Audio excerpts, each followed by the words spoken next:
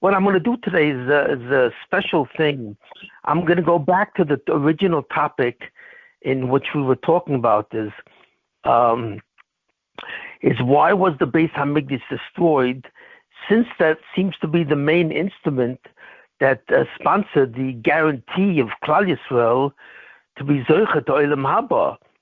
In other words, the Taryag Mitzvahs, the structure of the Taryag Mitzvahs is such that it multiplied the mitzvahs to an enormous amount of 613 from 7. Originally, it was only took 7 mitzvahs to get us into Olam Haba. But God changed us and created a new Ummah called Klal Yisrael. And that Ummah, the essence of that nation would be to be able to guarantee that it goes to Olam Haba. How does it guarantee it? Because a new category of mitzvahs was created, which jumped it to 613. And what was the new category? The new category was not only performance mitzvahs that you would have to do, but it added the category of rehabilitation mitzvahs. In other words, a mitzvah is completely designed to rehabilitate you and redeem you if you do sins, like the mitzvahs of Kochim and the mitzvahs of Taurus and so on and so forth. So hundreds of mitzvahs were added, and suddenly, so therefore Klal Yisrael is a spiritual entity that actually has an effect to be able to guarantee its eventual admission into Olam Haba in terms of the guarantee, and so on and so forth. So the question is, one of the things that guaranteed Klal Yisrael to go to Olam Haba is the access to the Beis Hamikdash and the kapora, the atonement that it provided for the Jewish people. So when God destroyed this thing, how could he destroy? It's like suddenly God wanted to punish the Jews in a certain sense. Okay, so what did he destroy? He destroyed the actual mechanism of the medicine. You know, if a person has a disease, the one thing that you do not destroy, because it means the difference between redemption and death and annihilation, is the medicine that you give him. But it seems to be that Rabbi Shem destroyed the medicine, which was the Beis Hamikdash. So then the question here actually is, how does Klal Yisrael earn Olam Haba in a guaranteed basis? Something doesn't make sense at all. So I answered that question by saying a very tremendous chiddush that I've never seen written anywhere as such, but to me it's very, very obvious, and I will prove it, so on. So I'm going to return to the question that I asked, and I'm going to continue on this, and so on. So the fundamental answer to the question that I asked is that there's a brisa, and I'll repeat some of the stuff that I said before, just quickly to go over it, some of the stuff, because you may not remember it since we said it maybe like a month or 2 or 3 ago, and so on. But that there's a brisa that says clearly that the first 2,000 years is called Tohu, and that means that the Midas Hadin, the attribute of justice, dominates Klal Yisrael, and that's not good. The second kufa, the second period in human history will last for 6,000 years.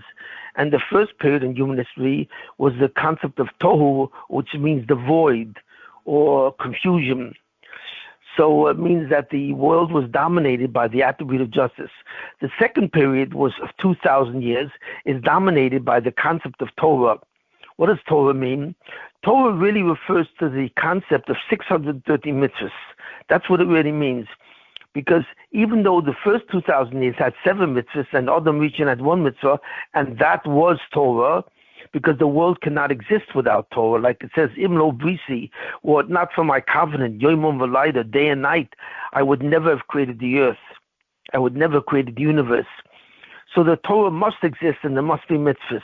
So Adam Rishon had 1 mitzvah, Klal Yisrael, and the Dor HaMabul and the Dor HaFloga after the sin of Adam Rishon had 7 mitzvahs, which the difference between the 1 mitzvah of Adam Rishon, which was Ben Adam Lamokum, between man and God, but the 7 mitzvahs that was given to humanity after Adam Rishon sinned, had 2 categories: the category of Ben Adam Lamokum, between man and God, and the mitzvahs that had to do Ben Adam LaAdam, between man and man.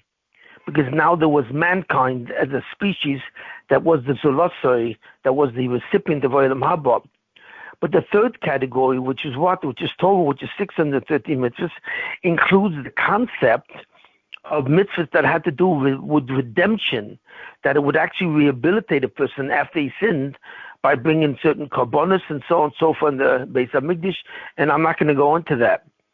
But that included the category. So now there were three categories in the Torah, in the 630 mitzvahs.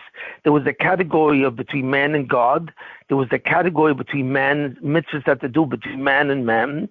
And there was the category of the rehabilitation mitzvahs that had to do if a person sinned, then he would do certain things that would be able to vacate those sins and save him.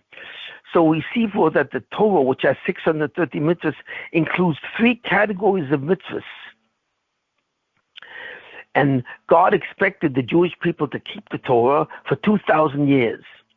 And after 2,000 years, God would then create the third period of human history, which is called the Yemos HaMashiach. Now, what does that mean? Well, that's a very deep concept, and this is something that really most of Klal Yisrael, the Jewish people, do not really know and understand. The third period, which started around the Christian era, the common era, and so on, basically, was the period called Yemos HaMashiach, the days of the Mashiach. And what does this really mean? It means from then on, God expects the Jewish people not only simply to do the 630 commandments, which is the biblical period, but he expects the Jewish people to what? That they would initiate the Yemos HaMashiach, the time when the Mashiach would arrive. That's right. In the year 4000 from the creation of the world would commence the period called the days of the Mashiach, when the Mashiach would reign over the whole world. And that would last 2,000 years. And what does that mean? I mean, that means that 2,000 years ago, God initiated the Yemos HaMashiach. And the question is, well, I don't see that. How do you see the initiation of the Yemos HaMashiach? And the answer is because something happened which never happened before. And what's that? What tells me that the Yemos HaMashiach was supposed to start 2,000 years, and not only that, it did start. You know, it's an absolute mistake to think that we are waiting for the Mashiach, and therefore we are waiting for the Messianic period. This is a total mistake. We are in the Messianic period. The Messianic period started 2,000 years ago. And the question is, how do you see this? What do you see this? And the answer to that is because God descended. He brought down to the world the 50th gate. The 50th gate never came down to the world. It was supposed to come down to the world when the Jews went and received the Torah at Sinai. That's when the 50th gate. What is the 50th gate? Well, the Torah is considered to have 50 gates of wisdom. 49 gates were revealed to the Jews, and the 50th gate was never revealed until the Jews got to Sinai. And the 50th gate is the light that the Mashiach has, where he transforms to the world. He transforms the world to the belief and the understanding and the belief in God in totality. Never again will there be an atheist. Never again will there be a doubt about the existence of God. People will sense the existence of God almost to the extent that they can see him. Of course, you can't see God, but they will sense his presence from the intuitive part of their consciousness. Without, it will have the same certainty as if you sense God by seeing him. That is what really has to do with the Yemos HaMashiach, and that conforms to the pasuk, to the verse in the Torah that says, Umolod's Deis Hashem, the earth shall be filled with the knowledge of God, like the waters cover the sea, Kamayim Liyom Mechasim. And this is the main feature of the Yemos HaMashiach. The Mashiach will bring this knowledge and this feeling and this total awareness to mankind without any hesitation. No longer will you ever find an atheist or an agnostic or a non-believer in any sense of the word. Mankind will be filled with the knowledge of God, and this was supposed to happen 2,000 years ago. And how is it supposed to happen? By something called the 50th gate. The 50th gate of wisdom clearly reveals. If you have the 50th gate of wisdom, suddenly you know everything about what's supposed to happen and what will happen. You understand everything in your life, why it happened to you, why you had such a childhood or you had certain parents, why you had a certain wife and certain relationships. You understand what happened to you in life, why you had a certain job and why sometimes you were fired and why you have health problems and so on. You suddenly understand every event that happened to you in your life. And it is clear to you, and you understand the actual rationale and the sequence in your life that actually commanded such events to happen. So the knowledge of the 50th gate is a super knowledge that will come to mankind in the days of the Mashiach. And when was that supposed to happen? When was the Mashiach supposed to arrive and utilize the 50th gate, the light of the 50th gate, to give that information? In the year, fundamentally in the year, similar to the year of the Christian era, which is 2,000 years ago. And how do we know that? Because first of all, who was supposed to be the Mashiach? And I'm not going to go into it fully, but as I said before, the Mashiach was supposed to be Rabbi Akiva ben Yosef, who along with 3 other sages went into the garden and brought down the 50th gate. Why? Because they knew the 50th gate was coming down to the earth and that they would be able to access it. Right. Because the 50th gate was coming down to the world, whether the Jews were worthy of it or not, that would be the commencement of the Messianic period. And therefore they would be able to access the 50th gate, which they did. Actually, one of them did. The other 3 did not. The one that did was Rabbi Akiva ben Yosef, who it said about him that he entered the gate and he left the gate. He was able to take the 50th gate with him, which means that Rabbi Akiva ben Yosef, the Tana, Rabbi Akiva ben Yosef, was the person who actually became the Mashiach. He is the only man in history that became a true Mashiach, in history, because he had the 50th gate. No other human being in history actually got that gate to the extent of the Mashiach. And therefore, Rabbi Akiva ben Yosef knew all the information and all the knowledge that was contained in the 50th gate. And he was supposed to start the Messianic period along with the other Mashiach. He was the Mashiach ben Yosef, who would actually bring the Gula. The other Mashiach was Mashiach ben David, who they identify as Bar Kochva. So when Rabbi Akiva ben Yosef said that Bar Kochva was the Mashiach, he meant the other Mashiach, the Mashiach ben David. And that was the first time in history, or not actually the first time in history, it occurred once before by Moshe Rabbeinu. But basically the second time in history that the 2 Mashiachim actually existed in the same generation, and they knew each other. So therefore, that was supposed to be the period of the Amos Mashiach, the days of the Mashiach. And Rabbi Akiva ben Yosef was the Mashiach, and that's when he was supposed to initiate the Messianic period. The question is, what happened? Why did it not happen, and what did happen? What did happen? It failed. How? Why did it fail? Well, it failed because of the concept of sinas chinam, because the Jews completely fractured and fragmented themselves as a nation. One Jew hated another Jew, or one Jew disrespected another Jew. The Jews were not a unified people at all. And that's amplified, that's symbolized by the story of the story of what happened with the Jewish people in the Maisa of that Maisa that happened with them, which the Gemara fundamentally says. What's that? Kamsa. Between Kamsa and Bar Kamsa, of course, that was the Maisa, and I'm not going to repeat that Maisa and so on. So that reflected the attitude of one Jewish person to another, and God said to them, I cannot bring the Amos Mashiach, even though I descended with the 50th gate, and I brought the 50th gate, and now you are in the Messianic period. I cannot allow the actual Messianic period to actually be created, even though there's a man now who is qualified to be the Mashiach and is actually the Mashiach. So why can't I do that? Because this is a very important concept that you have to know that I've said before, and I will repeat it one more time quickly so that you can understand. Because the Jews fundamentally have two roles. They are an Am Segula, they are a holy people because they do the mitzvahs, and they are guaranteed with the mitzvahs. But also they are called the Mamlechas Kohanim, a kingdom of priests, because they have to represent to the world the knowledge of God and his ways. And because of this, they are called priests. But they are priests not to each other so much, they are priests to the whole of mankind.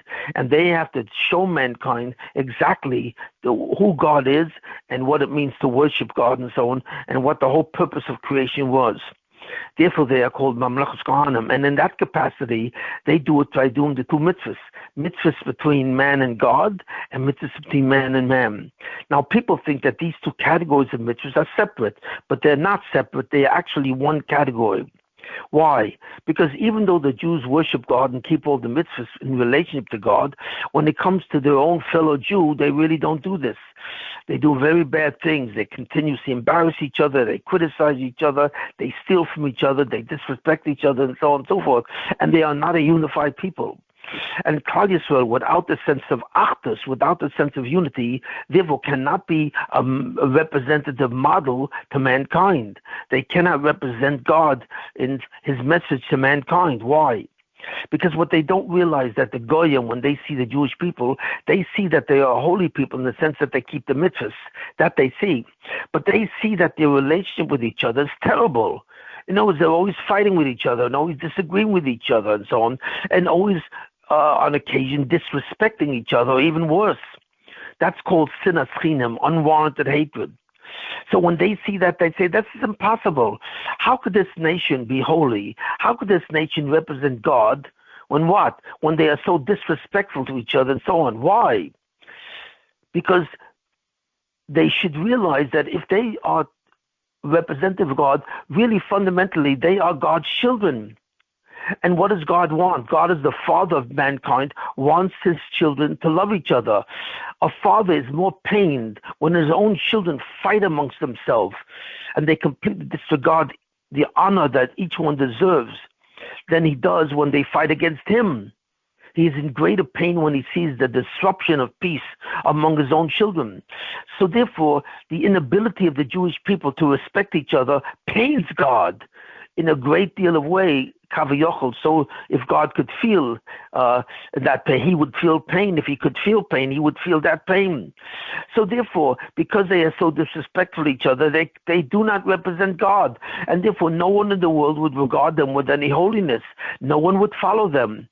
Because Goyim are not stupid. They understand fully well what the relationship is between a father and children. That the disrespect of one son or one daughter to another represents the disrespect of the father, and therefore the Jews have failed in their purpose of being a kingdom of priests to the world. So that's why God expects them to be unified, to love each other. That's what it has to do with the mitzvah of Ahavta L'recha Kamocha. And you should love your brother as yourself, your friend as yourself, your compatriot as yourself. And if you can't do that, if you have no respect amongst each other, then your ability to be a Mamlechas Kohanim is cancelled. So that's why God said, even though I have brought down the 50th gate and I have brought down, giving you Rabbi Akiva ben Yosef as the Mashiach, he will be the Mashiach, and from now on I will keep the 50th gate down, because the Jews did keep, over the years, the mitzvahs between Adam Mokum, between mitzvahs between me and the Jewish people. But they have failed to keep the mitzvahs between themselves as a unified entity. Therefore, they cannot preserve. So this is a concept. Now the question really arises, a very big question is, well, the Jews have always really spoken Lashon Hara about each other. Come on. Why did God fail to bring the Yemos Mashiach? Because of sinas chinam. The truth of the matter is the Jews really most of the time have failed to respect each other in any real way. And they have always been somewhat enemies and fought each other and been in controversy before. So why now does it make a difference? The answer is because before, the year 4000 wasn't reached. And the year 4000 was God intended the Jewish people to finally bring the Yemos Mashiach. So now God judges the Jewish people based on their internal unity. Up to now, before the year 4000, from the creation of the world, even though the Jews did not really respect each other that much, but it was not considered a fundamental flaw. Why? Because God was not ready to bring the Moshe Mashiach. But in the year 4000, and around that time, God was going to bring the Moshe Mashiach, and that's why he brought down the 50th gate. But at this time, the ability to be unified, the ability to exhibit brotherly love was paramount. In other words, without that, the Jews could not be worthy of the Messianic period. So now it's not that the Jews spoke Lashon Hara or they had sinas chinim any more perhaps than any other period of time. But it's the fact that at this period of time, that mitzvah of Avos Yisrael became paramount. In other words, Moshe Mashiach could not materialize without the ability of Klal Yisrael demonstrating a certain actos, a unity. So therefore, the Rebbeinu Shem was unable, Kaviyachol, to bring the Moshe Mashiach. So this is the reason why Rabbi Akiva, even though he was a potential Mashiach, and more than that, he was an actual Mashiach, could not initiate the Messianic period. So what did God do? So what he did was very strange, and it's something that he never did before in human history. He did not put the Jews into Golus. In other words, before that, he put the Jewish people into exile. He put them in the exile of Babylonia, and then Persia, and then Greece, and then Rome. But he did not put the Jewish people into exile this time. What he did was, he put the Geula, the redemption, the Moshe Mashiach, into exile. In other words, this was the Golus. It wasn't the Golus of Klal Yisrael. It was the Golus of the Moshe Mashiach. The actual period of the Messianic period itself went into Golus, it went into exile, which means that it went into a negative zone. In other words, you would have the Moshe Mashiach. God had no intention of taking back the 50th gate, and God had no intention of stopping the Moshe Mashiach. But except because the Jews were not worthy of the Moshe Mashiach, he would put the era of the Moshe Mashiach into Golus. That means that everything that the Jews were supposed to do would not be done by them. It would be done by a surrogate, by someone else who would then represent the Jewish people. The Jewish people would have a surrogate. They would have another nation that would take on the task of being a Goy Kodesh. You see, an Am Skula and a Goy Kodesh and a Mamlechus Kahanim. That's right. There would be another nation that would take that on, and there would be a new religion that would now take on the task of what the Jews were supposed to do. Not only that, this nation that would become a new surrogate Jew would also persecute the Jews and would teach them a lesson that every time the Jew fails to respect another Jew, this nation who would be a surrogate would punish them, would persecute them, and so on. And that persecution would bring a tahara. It would purify the Jews. So the Jews would now enter a period of Golus of the Moshe Mashiach. How? Because now they would enter a period where their whole history would be one of persecution. That's right. It would be one of persecution by who? By this nation which would now substitute for the Jewish people and bring the knowledge of God to the world. That's right. There would be a new nation that would be created, or a new religion that would be created, that would instead of the Jewish nation, by bringing the Torah, would now bring the Torah to the world. That's right. A new religion would bring the Torah thinking to the world. It wouldn't bring the Torah to the world directly, but indirectly it would bring Torah thinking to the world. It would substitute for the Jews. And who is this new nation? Who would do this that would both substitute for the Jews and persecute the Jews? Why? Because the Jews would not accept this new religion. And because it would not accept this new religion would become the fundamental adversary to the Jewish people and persecute them for the next 2,000 years. That's right. For the Golus of the Moshe Mashiach, which will last the next 2,000 years, it would do that. So the question is now, who really is this nation? Who is this new religion? And that's what we have to speak about now. So fundamentally, the rest of the shir, I have to speak about this new nation and the history of this new nation that now would be the substitute. It would be a new Jew with a new Torah. And that Torah would be brought to the nations of the world, to the Goyim. But the Jews wouldn't bring it, this new nation would bring. So what would be created is fundamentally a new Jew with a new covenant. They would believe that they have a new covenant with God, and they are newly Jewish, that God exchanged the Jewish people, which is Klal Yisrael, for this new Goyish nation and this Goyish religion. And they would bring what was left of the Yemos Mashiach to the world for the next 2,000 years. And how would the Jews be zocher to this? Because after 2,000 years, what would happen? Well, the Messianic revival, which was started 2,000 years ago, would now go into a positive zone. In other words, we are not waiting really for the Yemos Mashiach. The Yemos Mashiach has already started. It started with Rabbi Akiva, and it started 2,000 years ago. What we are waiting for is that the Yemos Mashiach should come out of the negative zone that it's in, and the Jews should take over. In other words, the nation that represents the Messianic period should not be this substitute, surrogate, Goyish nation that now has a new relation and thinks of itself as Jews, but that task would return to the Jewish people themselves, and they would obtain the Kedusha of the Messianic nation, and they would see the Mashiach actually occur, and this person would become the Mashiach of the world, and he would be a true Jew. So the Jews would therefore recapture the lost Malchus, the Malchus of being a Mamlechus Kahanim. That's what we are waiting for to happen. We're not waiting for the Messianic period to start, but we are waiting for what's called the Geula. The Geula is the redemption. The redemption of what? The redemption of the Messianic period, that the Messianic period and the Mashiach should leave its exile, its negative zone, and come back to an era of Kedusha and Tahara. And the Jewish people should again recapture the task that it lost because of the sinas chinam as of old. So now you understand something which is very important, which really no one really understands, that we are in the Messianic period. Now you will say to me, well, how do you know that? That's an astounding thing that you're saying, that we are in the Messianic period, and we are simply waiting for the Messianic period to change itself and become a different period of a different era where it has Kedusha and Tahara. Where do you see this? And I will prove this now in the next series of Shurim.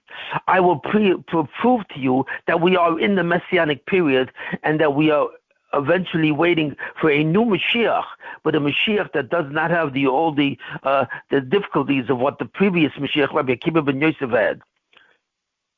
So how come the Jews are zocher to this? If the Jews are not zocher to be an Am Kodesh, a holy people, and a Mamlechus Kahanim and a kingdom of priests, then they should be annihilated. They failed in God's task. But they're not annihilated because the aspect of mercy. But the Jews, whenever God is merciful to them, they always have to pay a price. They always have to pay a price. And what's the price that the Jewish people paid to have this new period and so on? And to answer to that is the 10 martyrs. Many times on Yom Kippur and Tisha B'Av, we read the story of the 10 martyrs, the 10 sages who were killed. They were the greatest sages of the Klal Yisrael at that time, and they were equivalent to the Shvatim, to the tribes of Israel, and they all died. Why? Because the tribes of Israel at the time of Yaakov sold their brother Yosef. And if you sell a brother or you kidnap him, you are chayav visa. So 10 martyrs had to die to exchange and instead of the 10 tribes who never died because of this sin, they had to die for them. And when they died, what did they die for? Why did they have to die for the sins of the 10 tribes in selling Yosef? Because now, in order to redeem the Jews and the Yemos Mashiach and put them all in Golus, in order for God to be merciful and save the Jews from the loss of the Messianic period, he would have to take 10 of the greatest tzaddikim in the world and have them killed by the Romans, by Hadrian. And Hadrian killed the 10 of them, and the last one that he killed, or the greatest one of them all, was Rabbi Akiva himself. So the Mashiach ben Yosef of that time actually died for the sins of the Jews. And that's why Rabbi Akiva, he said, all my life I used to wonder, can I die in the name of God? Can I look forward to this and serve God by my death? Why did Rabbi Akiva think about his death? Because the answer is Rabbi Akiva instinctively and intuitively understood that he would not become the actual Mashiach ben Yosef. He seemed to know this and so on and so forth. And therefore he expected to die. He didn't know exactly how this would happen or why it would happen, but he did realize that it would be a possibility that such a thing would happen. And then when he finally died and he said, I'm happy that I'm dying so that the Jews can live, so that the Messianic period, which should have happened, will not happen, but it will not be canceled. It would go into exile. It would go into a golus. And me and the other 10 martyrs who died in the name of the Jewish people will cause the Jewish people to have a merit, and they will survive the golus of the Yemos Mashiach for the next 2,000 years.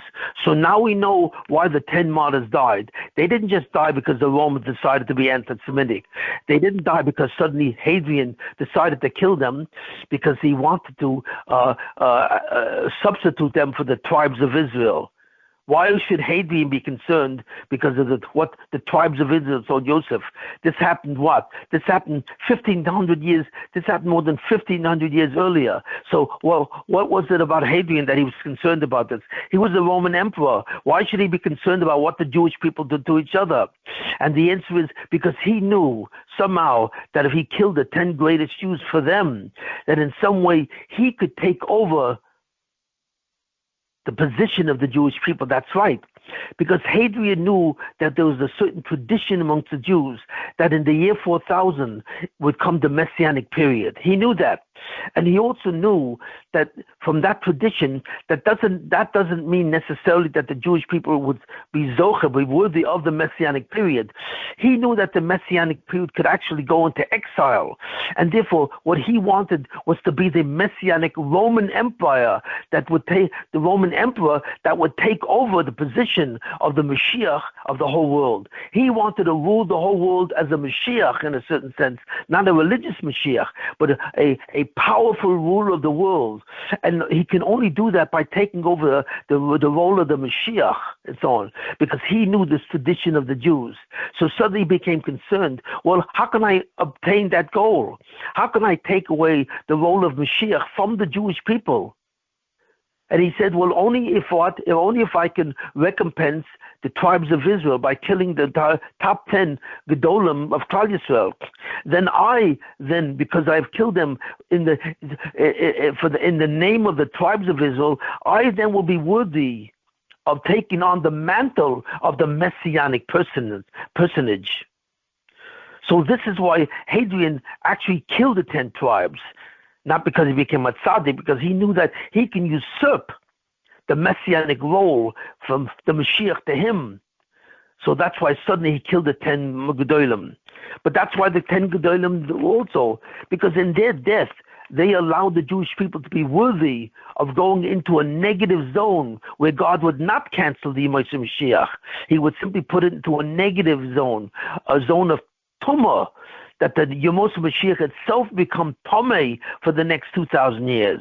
And that was the intention of Hadrian, to become the Messianic Roman Emperor.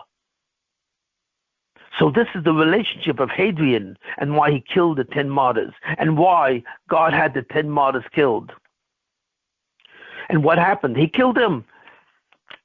And therefore it happened that the Romans then became the most powerful nation on earth, truly.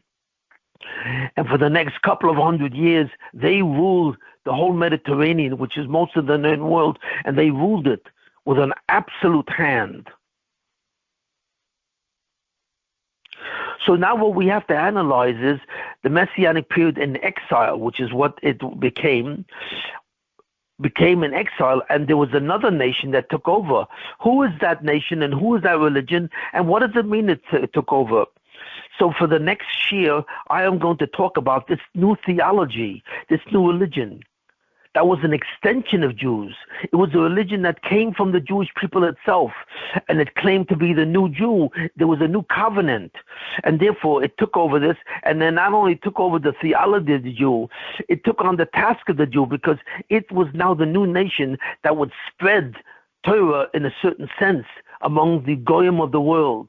And not only that, because of the fact that it believed it came from the Jews, it held the Jews responsible in the fact that they lost the fact that they were Jews.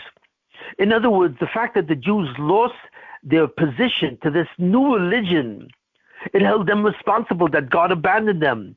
It believes that God abandoned the Jewish people and their role in the world and gave it to this new religion. They would become the Messianic people. They would worship the Mashiach.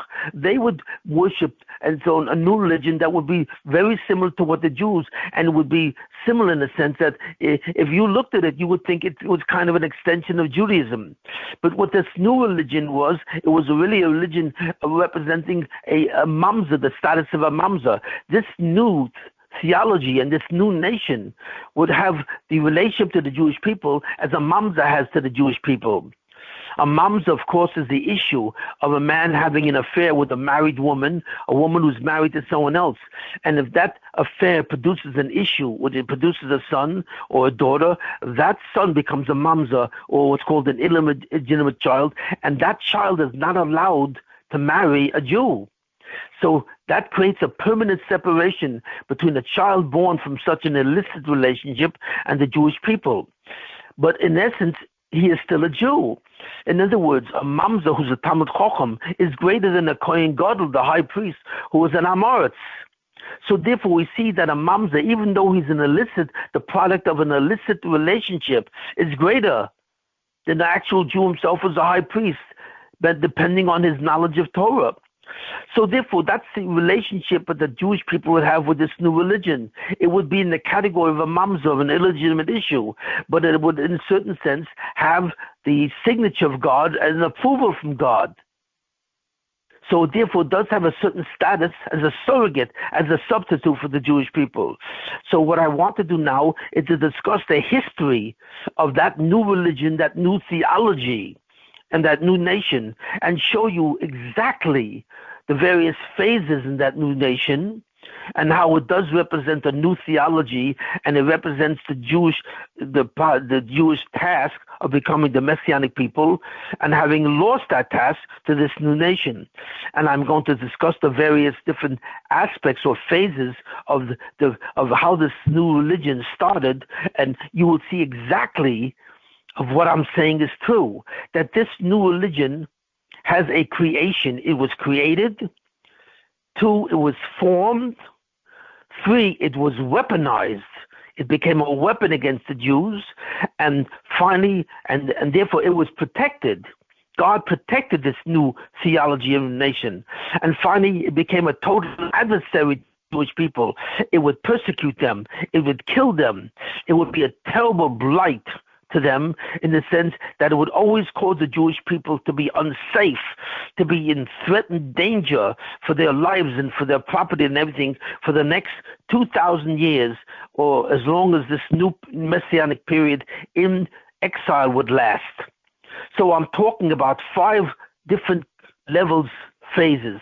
It's creation, it's formation, its weaponization, its protection, and the development of it as an adversary and as a persecutory nation that would threaten and kill the Jews, and so on and so forth. And by killing them, it would provide a tahara. It would provide a purification. It would purify the Jews of their sinas chinam, because this is the fundamental fact. Not only is this new nation will take over for the Jewish people as a surrogate Messianic people, as a substitute Messianic people, but it would see them as an adversary. It would see them as a people who God abandoned and who made them the new people, the new Jew, the new covenant, and so on and so forth. And it made them to so and so forth. And why? Because not only would they take over the task of a Mamlech Shanim to save the world, but it also take over the task where they would purify the Jews. That's right. As they caused persecution, as they persecuted the Jews, this pain and this terrible, unsafe situation that the Jews will go on into for the next 2,000 years would be a persecution that would result in a rehabilitation. That's right. In other words, there's a certain picture that I want to present to you. Imagine that in your mind is a picture of a scale. And the scale is that you have 2 parts of the scale. You have 2 parts to it, and it's a scale, and so on. So when you put a weight on one part of the scale where it's in one cup, suddenly it goes down. And when you put a weight on the other one, the other side goes down. So this scale is symmetrical. It responds, it's interactive. The two sides of the scale respond to each other. That's right. And how does that work? Every time, every instant where a Jew hated another Jew, or persecuted another Jew, or stole from another Jew, or killed another Jew, or was responsible for the destruction of another Jew, every time one Jew went against another Jew and displayed a hatred for another Jew, which is sinas chinam, and he destroyed the unity of the Jewish people, guess what would happen? At the same time as the weight went down on one side of the scale, a corresponding weight would go down on the other side of the scale. And this side of the scale was this new Jew, this new nation, this new theology. And suddenly, in response to what the Jew did, he would suddenly attack the Jew. So therefore, this new nation was the enemy of the Jews. But what? But the only time it became an enemy is in response to when the Jew became an enmity to each other. And there's no such thing that this nation wanted to persecute the Jews because they wanted to persecute the Jews. No, the energy of that persecution would actually be created by the Jews themselves. And this is a very important concept. The Jew creates the anti-Semite. The Jew creates his own enemy. How? Because every time a Jew is nasty, is bad to another Jew, so what? By speaking Lashon Hara against another Jew, or by speaking Lechilis against another Jew, or by hating another Jew, or by not saving him, where he doesn't save another Jew. Every time the Jew did an evil deed against another Jew, that would cause an immediate interaction of this new Jew, this new nation, to suddenly hate the Jew, to persecute him, to kill him. So in other words, these two nations would be bonded together in blood, that even though this bond would not be visible because you cannot see this bond, but there would be a certain spiritual bond of a brotherhood, but this brotherhood would not be a true brotherhood. This brotherhood would be an enemy brotherhood, where one brother would automatically hate the other brother, but that hate would not be inspired unless one Jew hated another Jew. And every time one Jew hated another Jew, that new Jew, that goy who became a new Jew, he would hate the Jew and he would persecute him. So therefore we have a new organism that was created that never existed before. We have two nations that suddenly become bonded in their blood. They became bonded in their destiny. We never saw such united bond. But the bond between these nations would be what? Would be a punishment. One nation would continuously be the messenger of God to punish the other nation in their intrinsic interaction. Hating another Jew or causing some kind of harm to another Jew would inspire this new surrogate nation to suddenly act as an adversary against the Jew himself. And every Jew will be persecuted by this Jew specifically as a payment because he himself interacted with another Jew and persecuted him. So therefore you have the concept of midah keneged midah, the midas adin. Eye for an eye.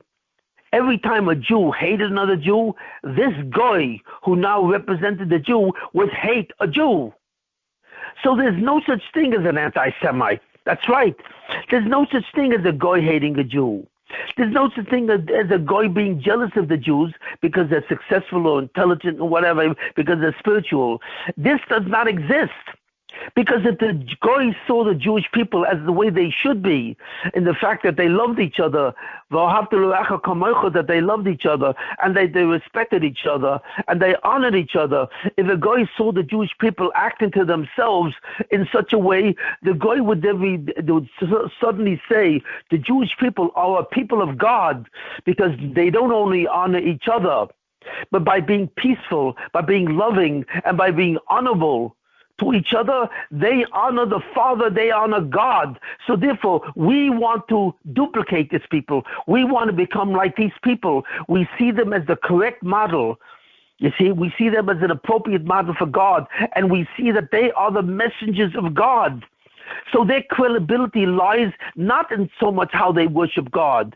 That's not the essence of their credibility. The essence of their credibility is how they are unified amongst themselves, how they treat themselves, how they honor themselves, that's where their credibility lies.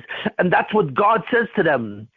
You will be able to influence the nations of the world to understand who I am and who you are. How? Only if you are a unified people and you behave to each other like brothers and sisters.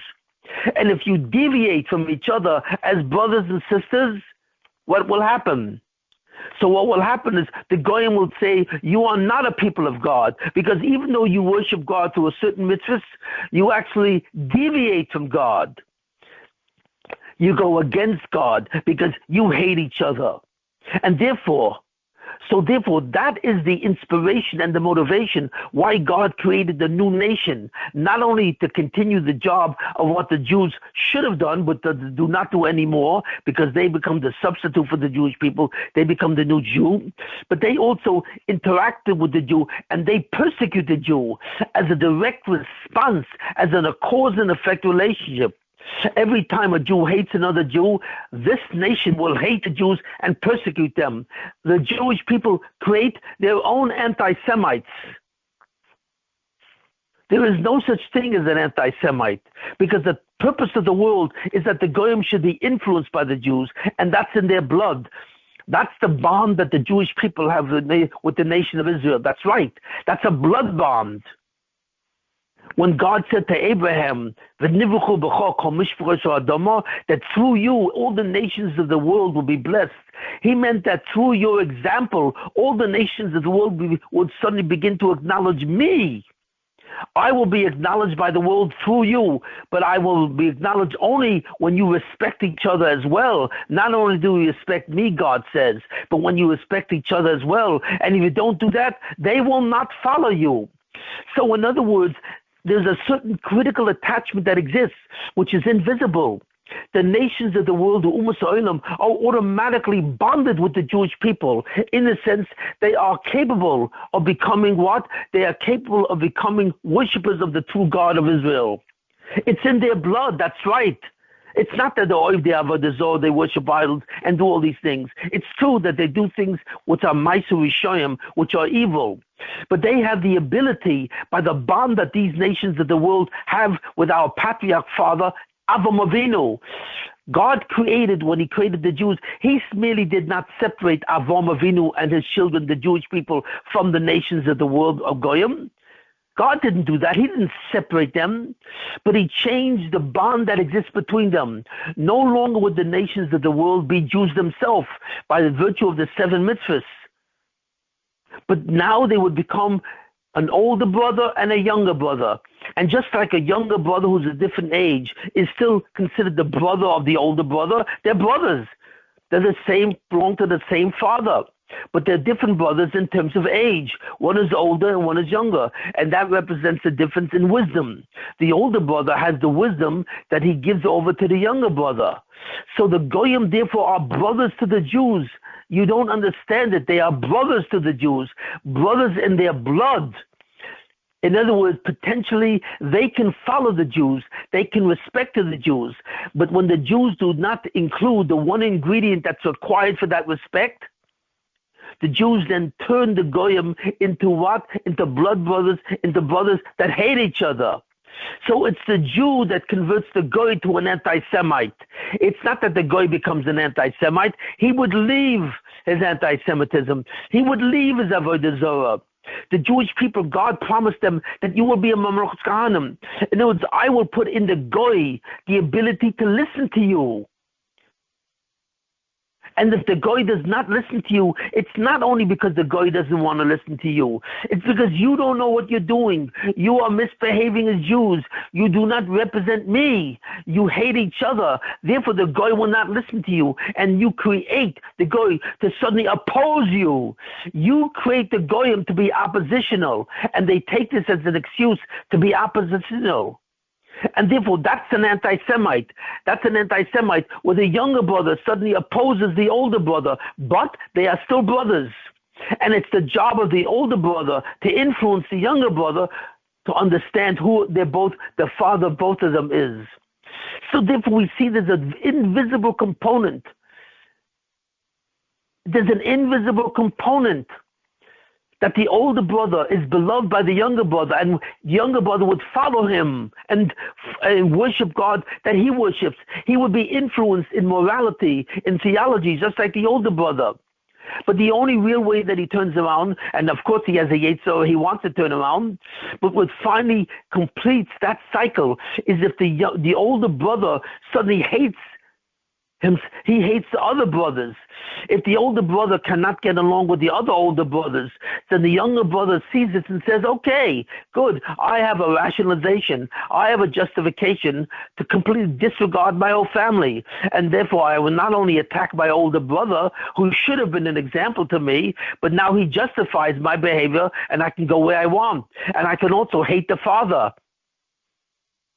So therefore we see that the entire human history of the last 2,000 years is on a much deeper level, and the Jewish people do not understand this. That in its pneumius, in the intrinsic essence of a goy, he really has the koyach to love a Jew. Because God said to Avram, in you will be blessed all the nations of the world. In other words, I will give them a panemius. I will give them a certain ability where they can love the older brother, that they can love the Jew and learn from him. They will have this in their panemius, in their intrinsic essence. And the only reason they will turn around is because they want to turn around. Number one, they have their own Yetzirah, but they will see this turnaround as a justification by watching the way you treat each other. And therefore, you will therefore create an oppositional entity. He will no longer be a synchronous entity. He will no longer be a conforming entity. So he becomes a mishpacha with the Jewish people. He will become oppositional, and an oppositional entity of a goy is called an anti-Semite. So therefore, the Jewish people themselves create their own anti-Semites. They give the justification for the goyim to oppose the Jewish people. And that's truly what's happening. The Jewish people are actually opposing this thing.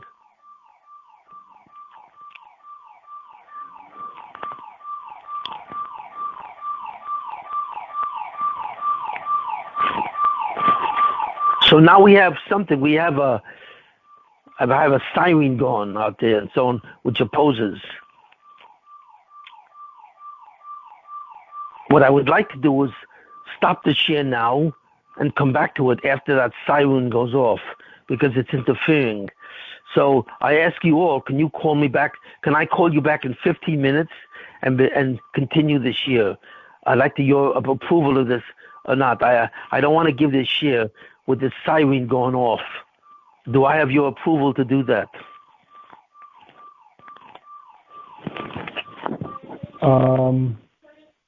Why don't we just mute the phone? Someone's phone is unmuted. Let's mute it and we get it, Or unless you prefer, Shimon, to wait 15 minutes, whatever's your preference. I prefer to wait 15 minutes. Or we could sure, Shimon, no problem. We could just keep the recording going and. Okay, I'm gonna call you. I'm gonna call you back in 15 minutes and continue the share. Do I have your approval? Okay, take care. You have mine. Okay.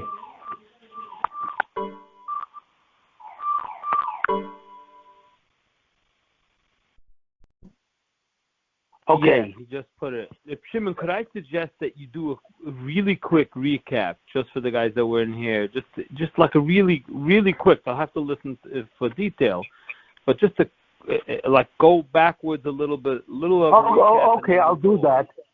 I'll do that, but I want you to listen to it. Even though I do that, I'll do a 5-minute, 10-minute recap. What I basically said was what I really once said before. I am now going back to the question that I asked: why the Beis Hamikdash was destroyed? Because that was the central instrument of the Klal Yisrael's guarantee. So I answered that what God decided to do because of the Sinas Chinam, even though Rabbi Akiva ben Yosef was Mashiach, and the Moshe Mashiach was supposed to start, it was, but God decided to put the Moshe Mashiach in a Golus. So we are now in the Golus of the Moshe Mashiach. We are not in the Golus of the biblical period. Those who think that we are an extension of the biblical period are making a mistake. We are in a totally new period called the Moshe Mashiach. How? Because we have the 50th gate. The 50th gate was never revealed totally to a person until Rabbi Akiva ben Yosef. And since he was the person who went into Pardes to reveal the 50th gate, we are now in the Yemos Mashiach, and we have not left it. So therefore, the Messianic period started 2,000 years ago. It does not start now. It started 2,000 years ago, except now it's in the Golus. It's in exile, and so on. So I'm talking about the first phase of that exile, where God decided to make the Jewish people no longer the main agents to teach the world the knowledge of God. God has punished the Jews in the sense that he's taking away the schus of being Mamlechus Kahanim. And that's because since the Jews could not observe the mitzvahs ben adam l'chaveroi, since there was a lot of sinas chinam, which means the Jewish people have abandoned a lot of these mitzvahs fundamentally, where they speak Lashon Hara, they speak Rechilas, they hate each other, they don't save each other, they disrespect each other, they rob from each other, and even they kill from each other, and so on and so forth. So therefore, they are no longer worthy to be the messengers, the agents of God as a Mamlechus Kahanim. So what does God do? He appoints a new nation and a new theology. He appoints a new nation to be the Mamlechus Kahanim. So the Jews don't do Mamlechus Kahanim where they go to the nations of the world and they teach them about God. A new nation has been appointed as a surrogate and as a substitute for the Jewish people. And this new nation believes that it's the new Jew. It has a new covenant with God, and God has taken the job away from the old Jews and given it to the new Jews. And they really believe that they're Jews, and they believe that they have the tachlis, and they fulfill the tachlis with a certain theology that they spread all over the world. They spread this theology all over the world as a substitute for the Jews. That's number one. Number two, not only do they spread the new theology over the world as a substitute, because this new theology is a mamzer, it's like a mamzer. Even though he's a mamzer, he's still Jewish. And the theology is somewhat like Torah. So they qualify as a new Jew. That's what they believe. But at the same time, they do something else, which I'm about to speak about, and so on. They are assigned the task of purifying the Jews. And what do they do by that? They persecute them. They cause them pain. They rob from them. They kill them, and so on and so forth. So every time it's like two scales. Every time a Jewish person harms another Jew by Lashon Hara, by Rechilas, by Exile, by Ritzicha, by Lo Samol Adamecha, every time there's a manifestation of Jew hatred from one Jew to another, there will be a persecution from one person of this new nation, a new theology against the Jew. So what I'm saying is a fundamental, very big chiddush. I'm saying that the Jews think that they are separate people. They have nothing to do with the Goyim. That the Goyim have their own tachlis to keep the seven mitzvahs and try and earn the residence in Olam Haba. That's true, and it's not true. Because when God said to Abraham, when God said to Avram Avinu that you will be a father of all the nations of the world, he assigned a new relationship between the Jews and the Goy. The Jew will be the older brother, and the Goy will be the younger brother. And as such, they are part of still the same mishpacha, except that the older brother has the influence in the younger brother. Now, what that means is that the younger brother has a choice. He also has a Yetzer Hara where he doesn't want to listen to what the Jew says. He wants to over Avodah Zorah. He wants to be immoral and be a Ritzeach and conquer and have power. He wants to do all the things that Goyim want to do. But he is a blood brother to the Jew, which means he is capable of listening to a Jew. That's right. Even though he has a Yetzer Hara to do what he wants to do, he still has a blood relationship, really. The Jews don't realize that he is, in a certain sense, the younger brother of the Jewish people. And therefore, he is capable of listening to the Jews and listening to what they say. That's right. He is part of the Jewish people. He's part of what's called the Bnei Olam Haba, in the sense that he can reside in Olam Haba, even though he cannot create Olam Haba. But he looks at the Jew and he sees what he does. And as long as he sees the Jews worship God, so he impressed. But then he suddenly sees how the Jews treat each other.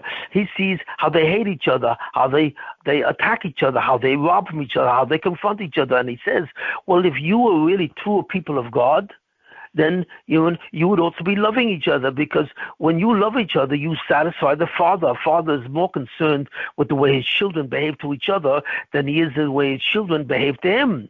So therefore, when you hate each other and you act with the way in sinas chinam, you cause enormous pain to the Rabbi Shalom, and you don't understand that. And since you cause enormous pain, we are justified in not listening to you. So what I'm saying is the Goy has an intuitive ability to listen to the Jews and be influenced by what they say. But they also don't want to do it because they have a Yetzer Hara. So they look at the behavior of Jews and they see from his behavior of one person to another that the Jews are very bad and they have sinners in him, and therefore he sees that as a justification of his Yetzer Hara. In other words, he has a Yetzer Tov and a Yetzer Hara. He can listen to the Jews or not. And when he looks at the Jewish behaviors, he finds that it justifies him in becoming a Rasha. So therefore, he is definitely responsible for his own loss, for his own behavior. But also, we are partly responsible because we turned the guy off. We Jews turned the guy off of Kedusha.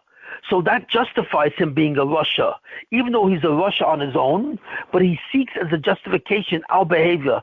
That's why he's always at the center of history. In some way, the Goy is always looking at the Jewish people, and even though the Jews are 0.001% of the human race, the Goy always has the Jewish people as the center of the universe. You know what I mean? And we have to understand this, and this is what the relationship is, and so on and so forth. So that's what I've said until now. Now I want to say something which would justify that, and I'm going to reveal a new concept, which is really a soid about the Goyim and about things. So right now I've said that there's a certain Goyish nation, and I will soon turn to this Goyish nation, and I will describe its history. I'll describe the whole history of this Goyish nation, who is now the substitute B'Amlechus Kahanim instead of the Jews. But before I do that, so therefore I'm going to identify who that is. It is the Christian nation. The Christians are Goyim, but at the same time the Christians are blood brothers to the Jews. They are. And they are the nation who is given the task of substituting for the Jews to spread the knowledge of Torah to the world. Not exactly what the Torah knowledge is, but to some degree what Torah thinking is. They are the ones who are given the assignment of being the new Jew, the new Mamlech Kahanim, the Christians, right? And I will discuss that in a minute. And therefore, they have a certain relationship with the Jews. It started with Hadrian, who wanted to usurp the Jewish condition of the Messianic period. Hadrian knew that from them will come a Mashiach that will change the world, but he wanted to be the Mashiach. But he realized he can only achieve that because he knew that there was a tradition amongst the Jews that in his time would be the beginning of the Messianic period.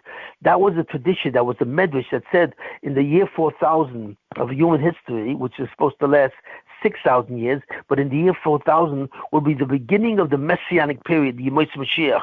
It would no longer be the biblical period, it would be the year of the Messianic revival. And therefore, that possibility of the Messianic revival was exercised because Rabbi Akiva became the Mashiach, and the 50th gate, the light of the Mashiach, descended to the world and gave them that power. So Hadrian knew this along with the rest of the Jews. You see it. That's why the Romans were so sensitive to the possibility of who wanted to be Mashiach. And that's why the Romans persecuted Jesus, even though he relatively had a very small following. But I'll discuss that later. But basically, from the time of Hadrian and so on, the Christians tried to take over the role of the Jews, believing that they are Jews. Okay, but we see, and how do we see that I'm right? That the Christians are really the klipa, they are the golos, they are the exile of the Jewish people as they live in the Yemos Mashiach. I'm telling you a tremendous chiddush. We are not in the golos of Klal Yisrael. Klal Yisrael is not in golos. The Yemos Mashiach is in golos. In other words, everything that's happening now for the last 2,000 years is exactly what would happen by the Yemos Mashiach when the Mashiach arrives. Except we don't recognize it because the Yemos Mashiach is in a negative state called the golos of the Yemos Mashiach, the exile of the golos of Mashiach, where the Shechina is in the golos of the Yemos Mashiach. That's how bad it is. And how do we see this? We see this by the relationship that the Christians have with the Jews, and I will summarize that relationship in 5 steps. Later on, next time, I will talk about the creation of Christianity. I will talk about the formation of Christianity. I will talk about what? I will talk about the weaponization of Christianity. I will talk about the protection of Christianity. And finally, I will talk about the tahara, or purification of Christianity. Because it's the job of the Christians not only to replace the Jews by bringing the message of Torah to the world, and I will explain that next time much more clearly. But it is the job of the Christians to punish Klal Yisrael, to persecute them, to cause them punishment and pain and death, even death. Why? They respond to Klal Yisrael and they interact with the Jewish people as the Jewish people interact with themselves. We create the anti-Semitism because they are our blood brothers. So when Chazal say, Esav Sonis Yaakov, Chazal say a very strange statement. Halacha, Esav Sonis Yaakov, that Esav hates Yaakov. That's what it says. Now, why do Chazal say this? Esav, who was Christianity, he says, Chazal say that Esav, the substitute nation for the Jewish people, hates the Jews. Why do Chazal tell me that? Because that is not simply what Esav is doing. Chazal is not telling you what Esav or Christianity is doing. Chazal is telling you why Esav is an anti-Semite. Why does Chazal tell us the tachlis of Esav, the destiny of Esav, that Esav in a certain sense has no choice. Part of the wishes of Esav is to be the adversary of Klal Yisrael. Why? Because that's the process of Tahara. Chazal is telling us that Esav hates the Jews. Why? Because it's his job as the older brother to bring a Tahara to the Jewish people, to give the Jews a purification so that eventually the Moshe Mashiach will return to the Jewish people and they will again become the Mamlach Kahanim. And this is a very deep yesod. It's a very deep yesod that what? That Christianity hates the Jewish people because they are adversaries, because Christianity believes that they are the new Jews, and they hate the Jews because they don't accept that fact, and so on. And the reason why they hate the Jews and they oppose the Jews is because they are adversaries to the Jews, and so on. But this adversarial quality comes because they have to be the matahar of Klal Yisrael. They have to purify the Jews of what? Of their sinas chinam to each other.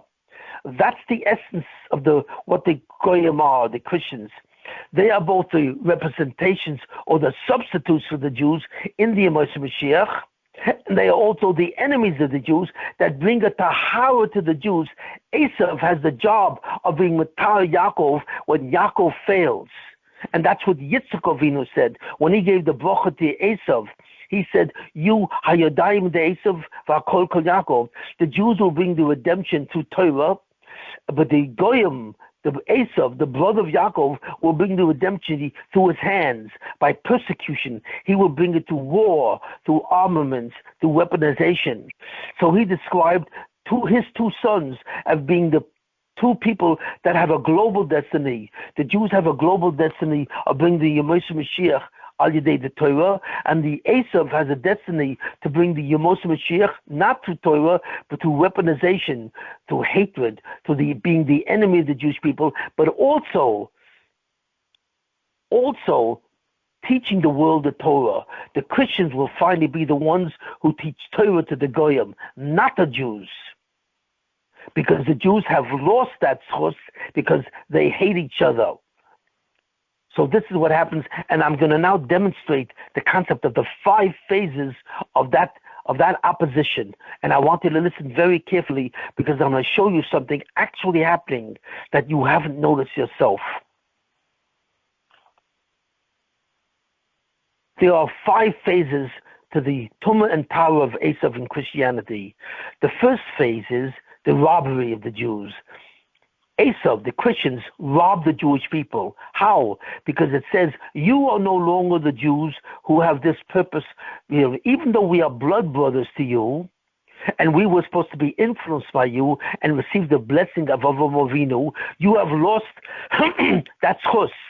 And therefore, we are no longer will be influenced by you. We will no longer your younger brother who will be influenced by you and will be turned to you at the Moshe Mashiach. Instead, we have taken over your job.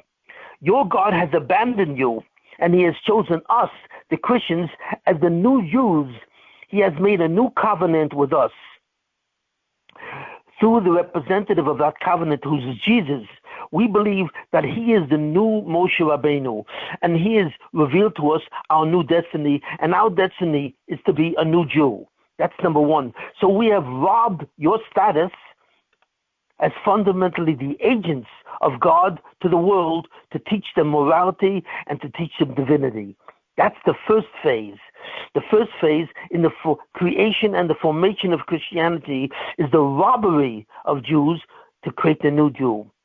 The second phase is, now that we have become the new Jew and you are no longer the Jews as such, we hate you because you will not accept us. Since we are not simply adversaries, we hate you because we are the new Jews and you will not accept it. You will not accept Jesus as the Mashiach and as the Son of God. So therefore we hate you, and in our hatred of you, we will slowly persecute you, we will kill you, we will have pogroms, and we will destroy you piece by piece. Because your ability that you kill Jesus, number one, you killed the Mashiach and the Son of God, and you oppose that belief because you refuse to accept us, we will oppose you. Not only, we don't accept that we robbed you, because we believe that God has given us your destiny. But that's not robbery. That was a new covenant. But now we oppose you as the enemy because you will not accept us. And that went on for 1,000 years. And I will discuss that later on. The third phase is not that we oppose you. We will finally let you be. How? By the creation of democracy. When America became democratic and the world and Europe slowly became democratic and the whole world became democratic, the essence of democracy is the Bill of Rights, that every person has the right and the privilege, because he was created by God, he has certain rights that you cannot take away. These are God-given rights to what? To human liberty. And the Bill of Rights enshrines that concept. So therefore, even though we are Christians and we hate you in our blood, we do because you oppose us, we will now let you be so that we will no longer persecute. So from the time that America became democratic and Europe became democratic, no longer are the Christians murderers. We no longer murdered you in pogroms, only in the rare exception. But for the last several hundred years, we let you be. We give you freedom. But we still don't like you, but we will no longer oppose you, and we will believe that we cannot discriminate you. So the Jew is free, from a sense, at a certain level of persecution. So you notice what's going on. First, the Christians rob us. They rob our religion. They rob our destiny. Then they oppose us because we don't accept this substitution. Finally, they say, and that's the next level of Tahara, where the Christians are beginning to evaporate. They let us be. In other words, they no longer will persecute us. And that's the next lesson in human history through the creation of democracy. Finally, we see another step that the Christians are coming up with us. Now they not only let us be in democracy, and therefore they give us rights, and they will not discriminate against us, and they let us live as Jews and be free. But now they actually love us. But they love us as a younger brother. They believe that they are the older brothers, and they love us. Like, where do you see this? The evangelists. Now Christians give more money to Eretz Yisrael and support Eretz Yisrael than even Jews. Because now the Christians are supporting Eretz Yisrael because they believe that when we accept Jesus as their new destiny, that therefore we are part of that destiny. In other words, what God wants, what Jesus wants, is not simply to believe that we are the destiny of mankind. We are the older brother, and the Goy, the Christian, is the younger brother. No, but he wants us to believe that he is the older brother and we are the younger brother. And therefore, he loves us now. He no longer hates us. He no longer even lets us be. He says to us, we want to help you. We want to leave you. We want to allow you to go to Israel because we believe that until you finally wind up in Israel and you will eventually accept our religion and our destiny as the new Jew. But therefore we still love you because you are our younger brother. We have never seen this circumstance in history. We have never seen where the Goyim, the Christians, love us. That has never existed. We have seen when they opposed us. We have seen when they let us be, when they free us from their domination, from their cruelty and their persecution. But now they've reached a new level, a level of love as a younger brother. Finally, what will happen in the end, and when will finally the Jews return? They will return to what's called the Messianic Period. They will return to their destiny, where they are the Mamlech Kohanim of the world. They have the Mashiach. They have the 50th gate, and they will return the world and all the Goyim and all the younger brothers to God and to mankind. But that means that they will return as the Mamlech Kohanim, and the Christians will lose that. So what do we see? We see actually 5 phases in which the Christians participate in human history. We see the first phase where they rob us of our destiny, and we see the second phase where they oppose us and they hate us because we will not accept the new destiny where they are the older brother and they are the ones who are the new Jews. And finally, after 1,000 years, they let us be. They do not discriminate against us. They do not kill us. They don't have pogroms and so on. This is the law of democracy for the last 100 years. And this has transpired in not only America, this has transpired in Europe and even Russia. I mean, the amazing thing what's happening in Russia under Putin, Putin is not an anti-Semite. He does not persecute the Jews. He allows yeshivas to exist, and that's astonishing. Russia used to be, for example, a communist country. They used to hate the Jews. They used to try and destroy the Jews. But now under Putin, there's no more communism. There's only the dictatorship of Putin. And under that dictatorship, he allows the Jews to be free, to have yeshivas, to have synagogues. In fact, he besmirches anti-Semites. He does not allow anti-Semites to persecute the Jews, which is astonishing. Because personally, he once had a woman who really helped him as a teacher and allowed him to be and helped him and taught him what a Jew was. So since he is under the influence of this thing, he has been democratically in a relationship with the Jewish people, even though he dominates the Russian people and the Soviet people by being a dictator. But when it comes to the Jews, he completely lets them to be free. He respects their freedom. He respects their destiny. It's astonishing, but Russia is no longer an anti-Semitic country, even though it's a dictatorship. So we see that the rule of democracy, the fact that the Goyim, all the Christians in the world, the Europeans, the Americans, the Russians, throughout the world, who are all Christians, and the Christians are the largest religion on earth. And I would speak about their history the next time. But fundamentally, they have reached a level of letting us be, of respecting us. They respect our freedom from them. Even Russia, even the country who hated us to the core and so on. And now we finally are in the modern period. People, they love us. The Christians actually love us. The evangelists, many Christians love the Jews, but they only love the Jews as the necessary element in their redemption. In other words, they say, first the redemption of the Jews has to happen. The Jews have to return to Israel and go back to their spiritual destiny as a younger brother. They don't believe that we are the older brother. They believe that they are the older brother. They are the new Jew. But nevertheless, even though they are the new Jew with the new covenant, the new bris, they believe that we are the younger brother, and eventually we will accept their destiny. So, but they love us as really a family member. They support us. They give us money. They defend us, and so on and so forth. And finally, the last phase, they not only will love us as a younger brother, they will realize we are the older brother. And therefore, they will love the fact that we love them.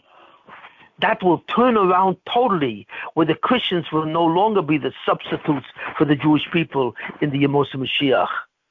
They will become the subservients in the Yemos Mashiach, because we will recapture the destiny of the Jewish people to become the Mamlechus Kohanim, and that will be the Gula Asida. That will be when the Mashiach will return with the 50th gate and bring the Gula, bring the redemption, bring the Yemos Mashiach into a positive form.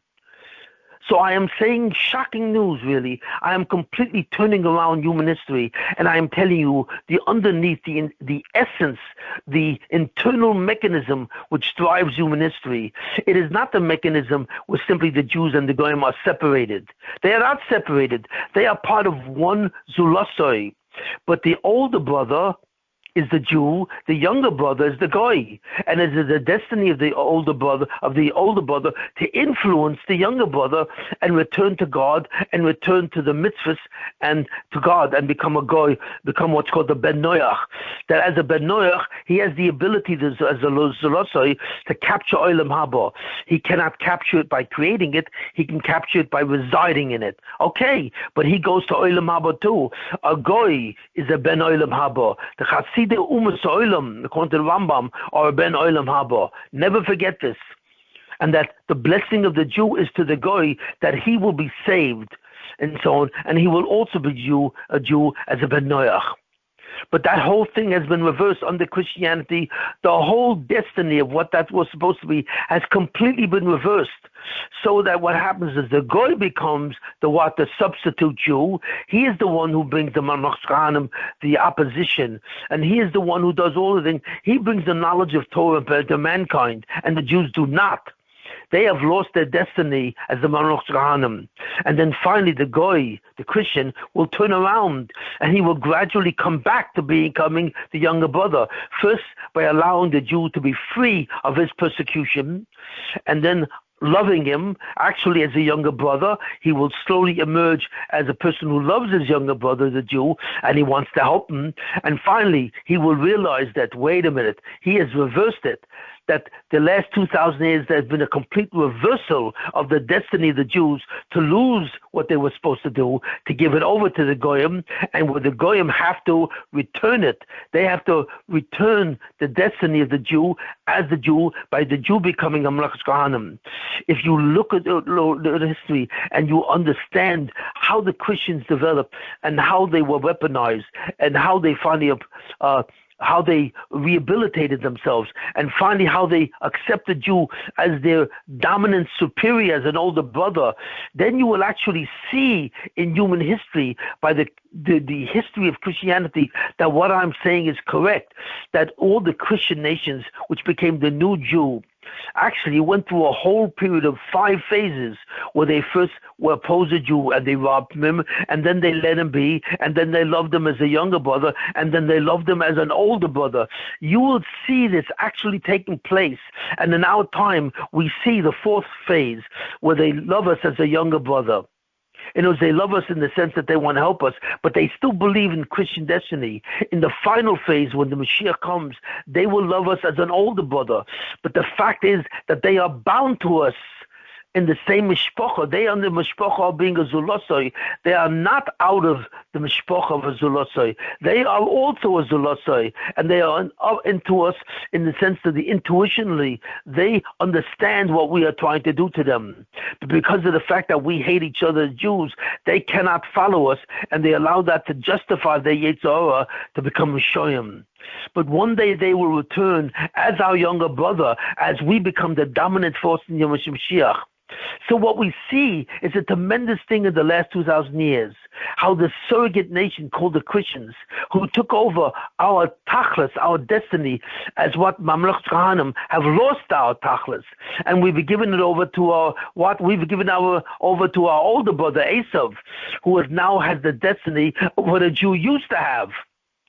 And that destiny itself has 5 phases, where first he opposes us and he robs from us, and then he lets us be, and finally loves us, and finally he accepts us as the older brother and as the true one who will bring the Mashiach, and therefore he is the necessary instrument for what's called the Tahara of Klal Yisrael.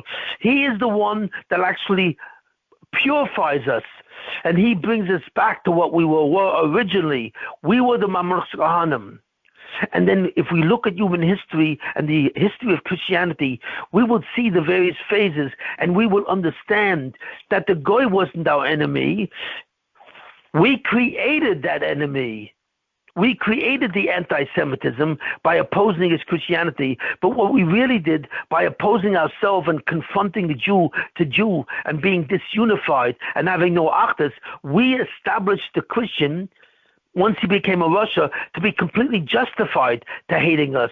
We created Christian anti-Semitism, and we created the anti-Semitism of Amalek, which I will talk about in the future. We were responsible for this, and this is the journey of human history. We began by dismembering ourselves from being a Mamlech Kahanim. We created the opposition of a new nation that substitutes us for being a Mamlech Kahanim. And then when that nation opposed us and hated us and persecuted us, we therefore assigned the one who would purify us, because his anti-Semitism represented our Jew hatred to each other. And finally, he slowly lets that go and lets us be. And then finally, after that, he loves us. In other words, he's beginning to return to us as our young brother. But that's a series of stages, one stage after another. And then after letting us be and not persecuting us anymore because of the institution of democracy and the Bill of Rights, he now has returned to actually love us. And he wants to help us. He wants to help us go back to Israel. He wants to support Israel. That's what he wants to do. All the evangelists believe in this thing, that now he is part of Christian destiny to accept the Christians as the older brother. But then finally, Yemos Mashiach will return. The Jewish people will return as the ultimate destiny of instituting the Yemos Mashiach.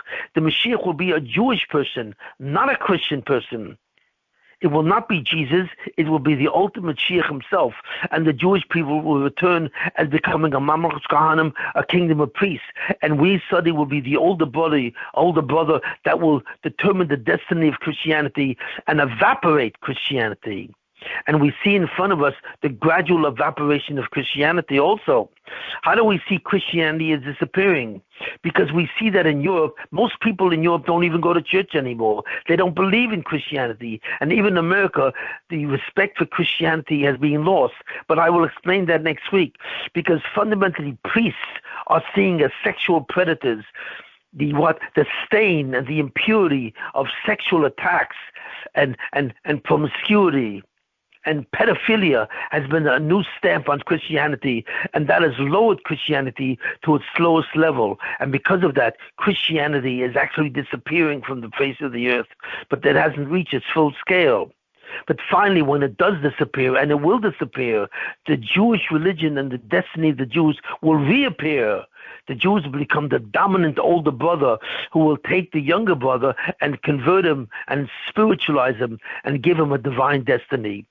So if you understand Christian history, you will see exactly what I'm talking about, that we're not in human history anymore.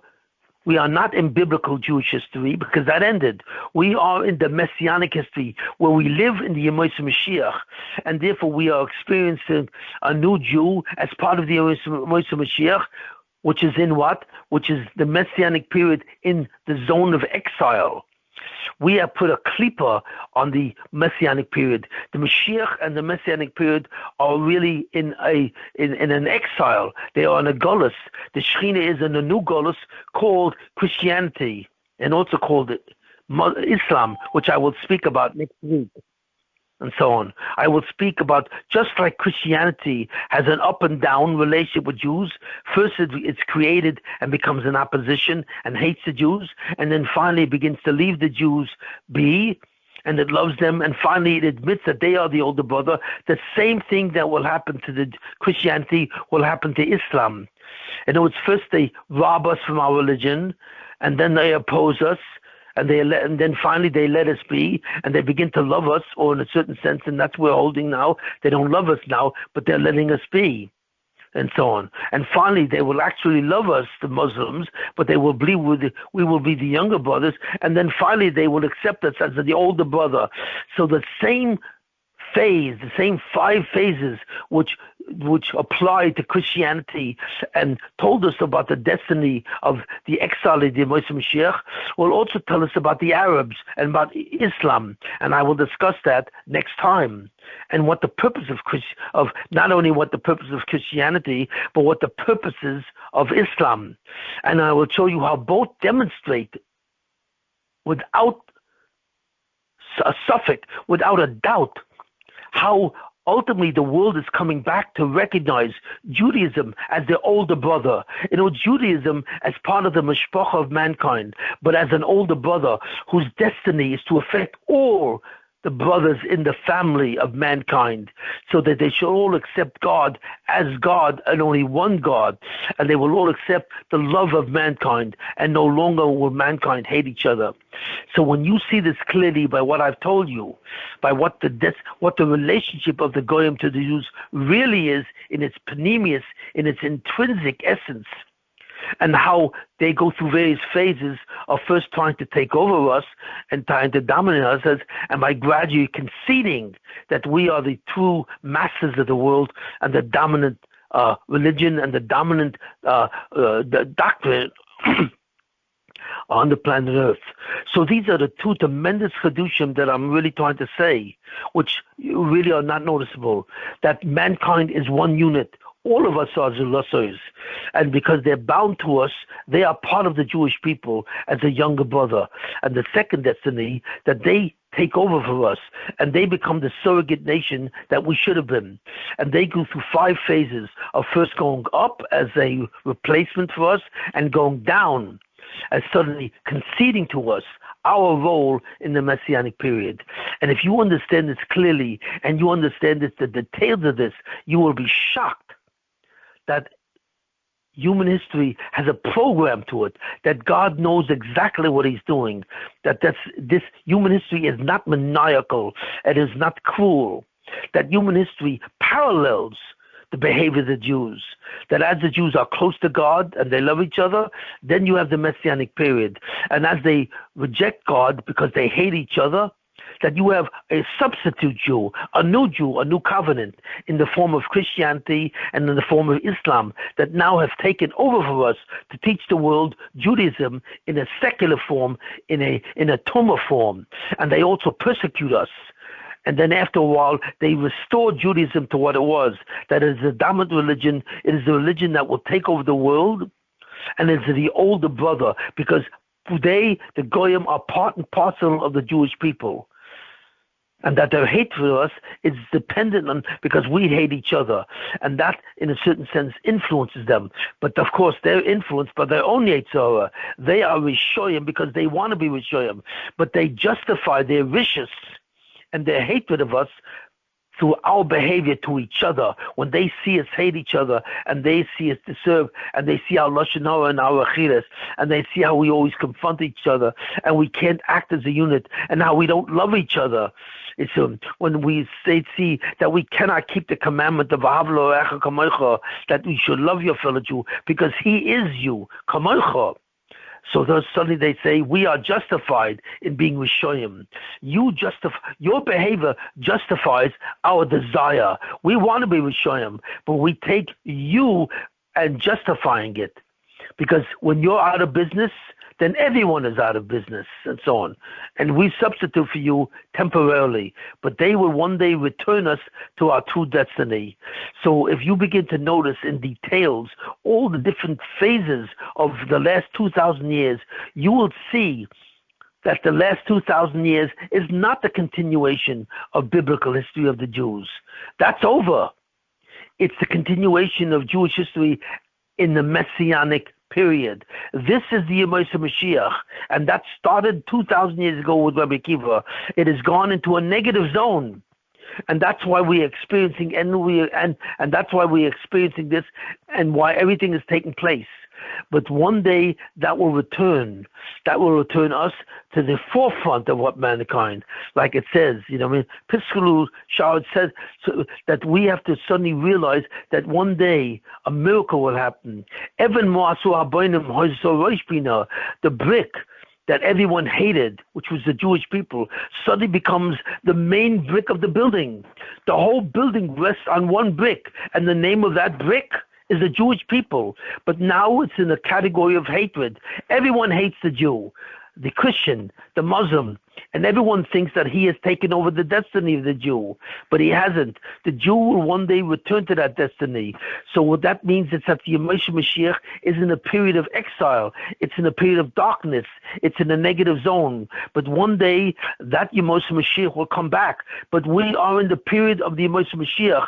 We are no longer in the period of the biblical period. That passed with Moshe Rabbeinu until the sages of the Tanakh, and everything has been affected. And I will will demonstrate this by showing you how every feature of the last 2,000 years is a feature that would only occur in the Moshe Mashiach. It would not occur necessarily to Klal Yisrael. And therefore, that will be proof that it's the Moshe Mashiach that we are in. And the Moshe Mashiach, which will gradually be revealed in when the Mashiach appears, which will about to happen in our days. So this is the last part of this year, and I will end this year on that note. And I want you to understand these two concepts, that the Goyim are part of us, and they are part of our family as a younger brother, and that the Moshe Mashiach is in exile. The Jewish people are not in exile. It's the Moshe Mashiach, the period which is characterized as the Moshe Mashiach, which is in exile. And everything which has happened in the last 2,000 years is an extension of the exile of the Moshe Mashiach. And that's it. Thank you, Shimon. Okay, and I want you to listen to the shir that I gave, the whole part of it. Okay? And when you do that, you will begin to understand what the inner core of human history, that it's not random at all. It follows a specific formula, and it follows a specific destiny. And that destiny is the Moshe Mashiach itself. Okay, so that's it. So therefore, in 2 weeks, I will continue on the whole continuation of this. I will talk about the history of Christianity and how that demonstrated, and then I will talk about the history of Islam and why the Bnei Shem gave Hatzlocha to Christianity and to Islam, so that it becomes the dominant force for the last 2,000 years. Yeah. Reb Shimon, okay. Is there any time? Yeah. Any time we'll be able to look back retroactively on the 2,000 years and actually see it from a different perspective, that the Geula really started then? Not in a negative form. Right. We will one day be able to understand exactly what I'm saying by describing what the essence of human history, the hidden core of human history, about what's really going on, why everything happened for the last 2,000 years that's completely unknown to us, that we are shocked, we are traumatized by the persecution of the Christians and the persecution of the Arabs. What is going on? That's the beginning. In a certain sense, I hope that I'm listening this year, and I want this year put on YouTube, okay? Shlomo Twess, please have this year put on YouTube. And I realize it would offend many Christians who listen to it, and I don't know who will listen to it, but it'll begin to offend them. But that's what happens. That sometimes it comes when a certain level of truth suddenly begins to shock. It begins to shock, and it slowly begins to transform. It transforms. The truth will set you free. And I apologize. Wow.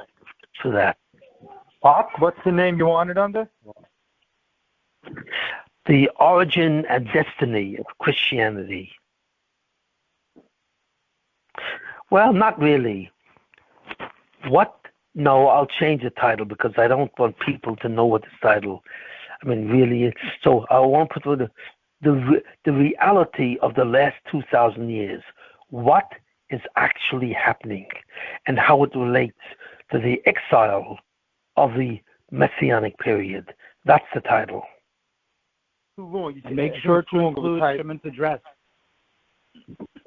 Why don't I want it to say what I'm really talking about? Because there are a lot of people out there who want to cancel Shimon. I think we have to show him a little. The reality of the last 2,000 years, like another couple of words, because else it just gets too long of a title. How it's connected, the reality of the last 2,000 years, how it's connected to the Messianic period. That's it. That's it. The reality of the last 2,000 years and how that's connected to the Messianic period. That will get it all in. And then when people understand that as a title, they will listen to it and they'll be shocked at what I'm saying. But this, I believe, is the absolute truth of what's really going on. So you could say, and its connections to the Messianic period. Yes, that's what I'm saying. And the way and that's connection to the Messianic period. Yeah, exactly. Yeah. And then leave the comment section. I want to begin to see the comments. Oh, the Christians are gonna go nuts on you. Well, I don't know if they're gonna go nuts. I don't even know if they're gonna listen to this.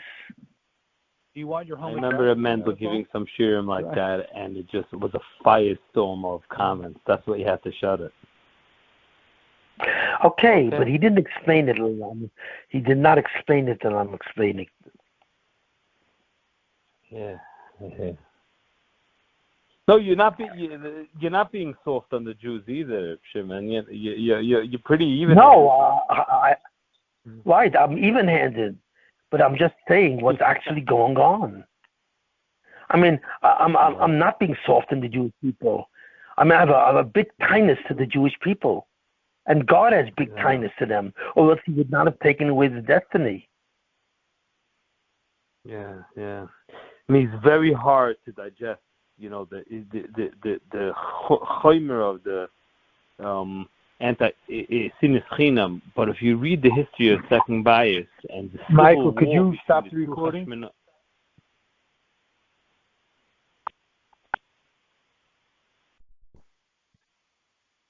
Well, I want to explain something which happened with Hadrian. You know, what did Hadrian do? Hadrian was taught by his nephew, Onkelos. Onkelos became the one who translated the Torah into Aramaic, and he therefore exists as a commentary on the side of the Chumash, which means that Onkelos, as a convert, became a very holy Jew. So Onkelos was actually the nephew of Hadrian, and Onkelos, I believe, taught Hadrian, and that's why the Medrash says that Hadrian was actually considering becoming Jewish, because he realized this tradition that in the year 4000 would begin the beginning of the Messianic period. But suddenly Hadrian said to himself, no, why should I'm going to take advantage of it. I'm not going to become Jewish just because my nephew Onkelos became Jewish.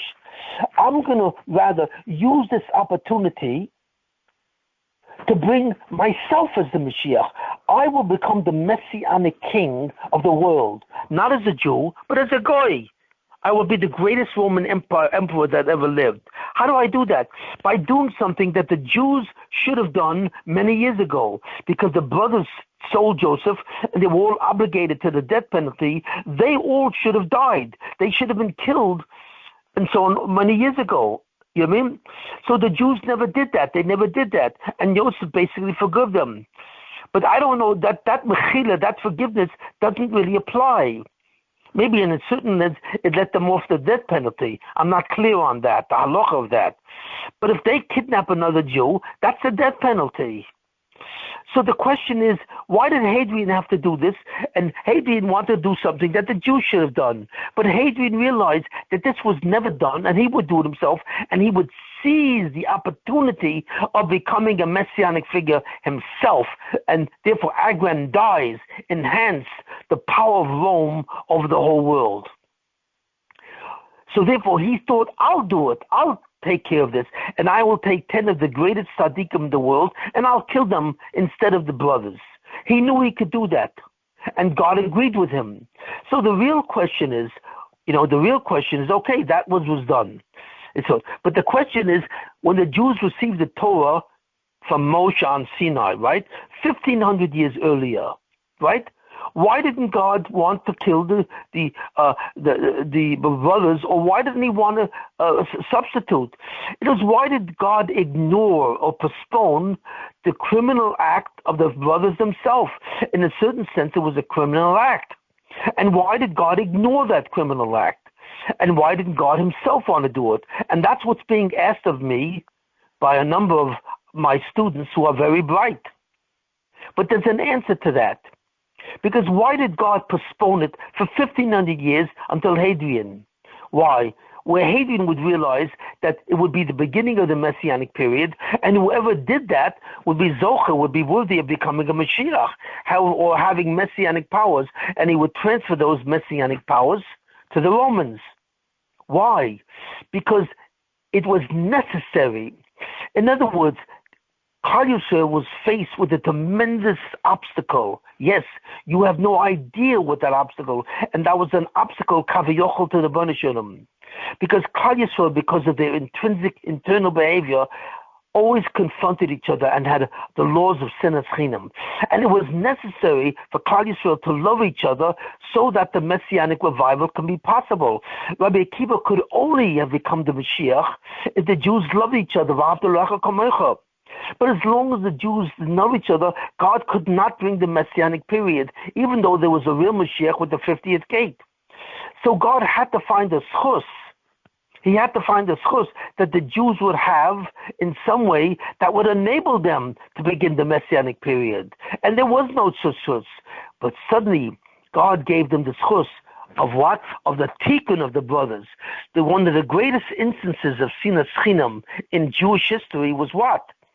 What was one of the greatest instances of what? Of sinas chinam. It's when the brothers hated Yosef because Yaakov loved them more. However you want to explain that, but the brothers were very sensitive.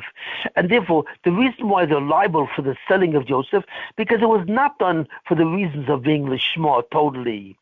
There was also a shalolishmo. They did it for their own personal motives. They hated Yosef because he was the favorite of Yaakov, and Yaakov made for him the ksoinas apasim. He made for them a certain garment which represented the muzzle of Yosef, and which indicated the malchus of Yosef, and they were jealous of Yosef, and they hated Yosef because of that. So therefore, they had a certain personal reason which was dominated by sinas chinam, and that was really the greatest instance of sinas chinam of Klal Yisrael, because that was the beginning of the Jewish people. And even at their beginning, even at their foundation, there was already a manifestation of Jew hatred to each other. So that's why it was so severe. But since that period of time, the Jewish people would not see the redemption. It was not the time when the redemption had to occur because God postponed it over and over again. But finally, by the Roman period, that was the year 4000, and that was the time that the redemption had to occur. So God, perforce, had to massacre, he had to correct that terrible criminal activity which was done by the brothers. There was no choice according to Hashkocha that he would have to do this. So therefore, it was necessary to have a representative of those brothers who would die for them. Before that time, God didn't have to do it because it wasn't the period of the Amos Mashiach. It wasn't the period. So there was no intrinsic necessity to do it. But it was a necessity then. So that's why the death of the 10 tzaddikim was done for thing. It wasn't done by what? By the Matan Torah, because there was no necessity. It was supposed to be the Amos Mashiach, but there was no definitive decision to have the Amos Mashiach. Klal Yisrael can survive Matan Torah by the hate of the Egel, by the sin of the golden calf, even though it was a failure, even though the Luchas Rishonis, the first tablets, were broken, and they were not represented the Nun Sharabina, the 50th gate. Klal Yisrael carried the first tablets that were given on Shavuos as a failure, as a broken tablets, which means that the Yemos Mashiach wasn't necessary, but it became necessary in the year 4000. So God had to do it then, but he didn't have to do it then. But does that mean that the brothers would have gotten away? No, it doesn't mean that. So then how would God have been the tikkun of the brothers? How would he have corrected that level of sinas chinam at the outset, at the beginning of Klal Yisrael? And the answer to that is, we don't know. But God would have done that. That's the answer to your question. In some way, we don't know how, because it wasn't required. But once the Yemos Mashiach would have started with Moshe Rabbeinu as the first actual Mashiach of Klal Yisrael, and the first actual failure of the Yemos Mashiach of Klal Yisrael, God would have massacred, he would have corrected that sin of the brothers. How? We don't know. We don't have a clear idea. It's not revealed to us. And I personally don't know. But it would have had to be done. But it didn't have to be. It didn't have to be done then. You understand my answer to your question?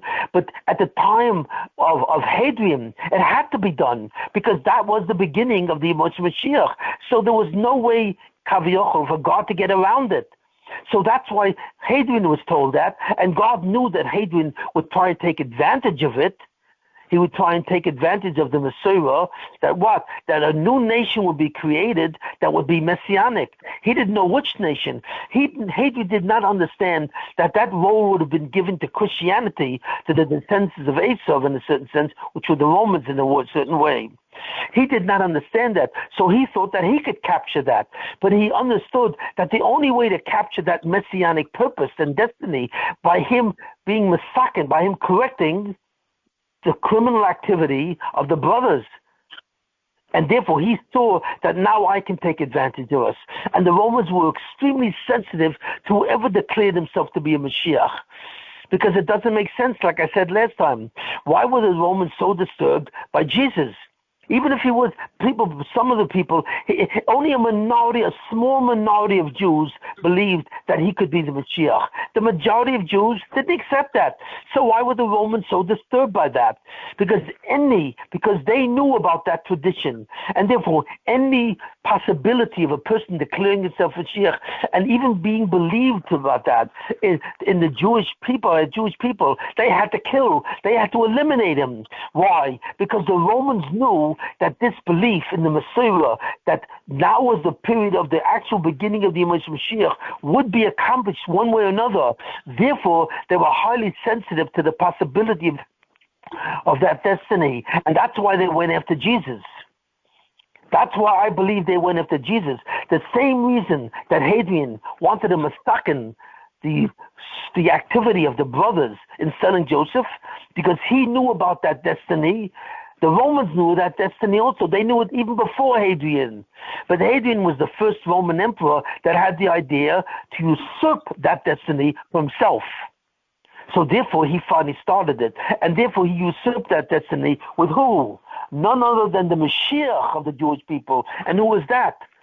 None other than Bar Kokhba, who he defeated, and so on. Later on, it was defeated. And none other than Rabbi Akiba himself. Rabbi Akiba ben Yosef suffered the destiny of dying for the brothers, and so on, and their entire thing, and for the Vanisham at that time, and so on and so forth. But we'll explain that later. So that the Jews can then go into a period of human history for the next 2,000 years, where the period of exile would suddenly be upon them. There would be the exile not of the Jewish people. The Jewish people would not be, because at first the Roman people had the Jewish people in exile while they were in the land of Israel. There was at least 100 years where the Romans controlled the Jewish people when the Jewish people lived in Eretz Yisrael. They were not in exile. They were not transferred from Eretz Yisrael to Rome. They were not transferred all over the world. The actual global exile of the Jewish people did not really start except with the Roman Empire. That was the first time that the Jewish people experienced what's called a global exile. They were exiled all over the planet, and they even wound up in China. I mean, what did the Jewish people have to do with China? All the way to the east.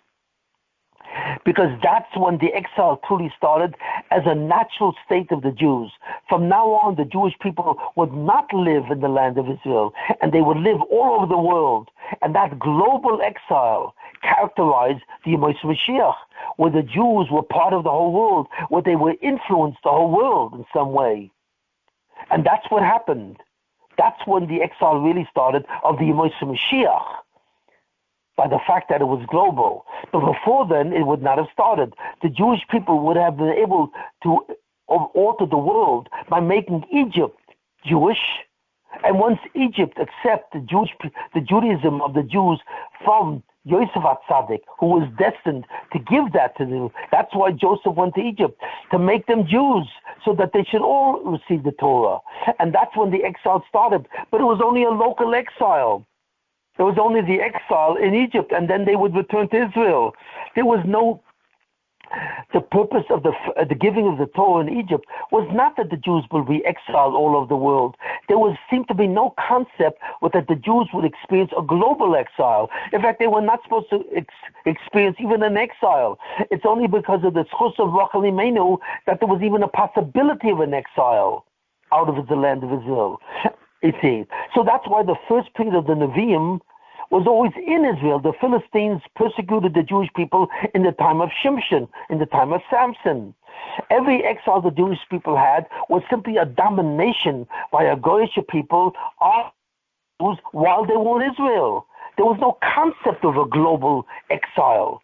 This appeared only in the Roman exile, and the way it started was not Rome. It was not an international exile. It was simply the exile where the Roman people dominated the Jewish people under Hadrian and under the Romans. That was it. But once the Messianic period started, and once the Romans became the Messianic people, and from the Romans developed the Christians are nothing more than extensions of the Romans. In fact, what's the name of Christianity? The Roman Catholic Church. Why does Christianity have the name of Roman? Why doesn't it simply say the Catholic Church, right? The Church of the Christians. No, that's not the name of Christianity. The original name of Christianity is the Roman Catholic Church. Why? Because that's when the exile of the Messianic period, where the Yemot Mashiach itself went into the exile of Rome, which became the international. You see it. The Jews went to the exile of Rome, and from there went to the exile of all the nations on earth. The global exile started at that time. It was not supposed to be before. Now, therefore, God was not compelled, so to speak, to massacre the hate of the tribes. God did not have to massacre it. First of all, Yosef HaTzadik forgave them. So that there's a shaila and the chayav misa, and you have to research that. But the second thing, why they didn't have to service his death, and why other tzaddik can massacre it for them, was that Yosef forgave them. And he lived with them, and he never appeared with Yaakov Avinu. You know, the amazing thing about Yosef is after they all went down to Egypt, Yosef and his brothers, and Yosef remained the prime minister of Egypt, he never appeared with Yaakov Avinu separate from his brothers. Why? Because he didn't want his brothers to be afraid. He wanted them to truly understand that he forgave them. Why? He didn't want to be afraid that if he is alone with Yaakov by himself, privately with Yaakov, he would tell Yaakov that it was brothers who sold him. The whole reason why he went to Egypt is because his brothers sold him as a slave to Egypt. So rather than have his brothers afraid of that Yosef revealed as Yaakov, Yosef never appeared alone with Yaakov Avinu, his father, whenever there was no other brother there. That's astounding. That shows you the tremendous tzidkus of Yosef. I believe we don't even have an anung. We have no idea of the tzidkus of Yosef HaTzadik. Because it's one thing to forgive your brothers, but it's another thing to accept on yourself. Now that I've forgiven them, I want them to know that I have truly forgiven them, and I will never appear with my father alone, so that you should never be choished, you should never doubt that I'm telling my father what you did to me. And therefore I will never appear alone, so you will never have to be afraid. That's incredible. To give up a private meeting with your father? What?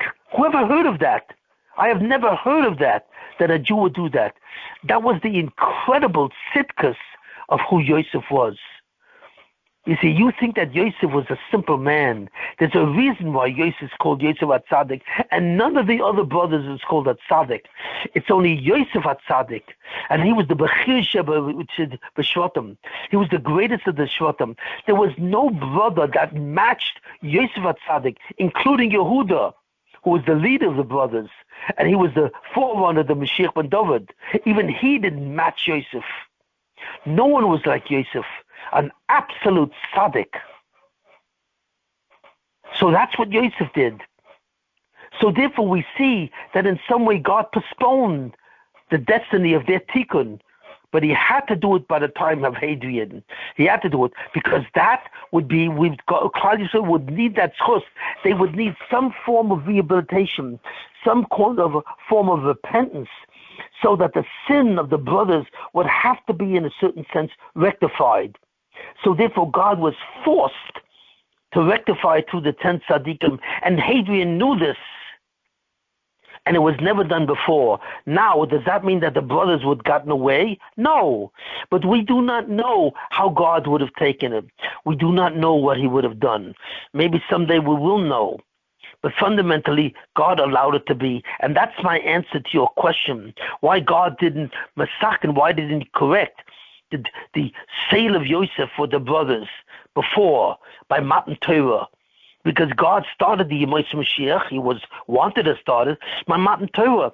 God did not want to wait to the year 4000. The year 4000 wasn't simply the beginning of the Yemais Mashiach. The Yemais Mashiach was attempted before. When?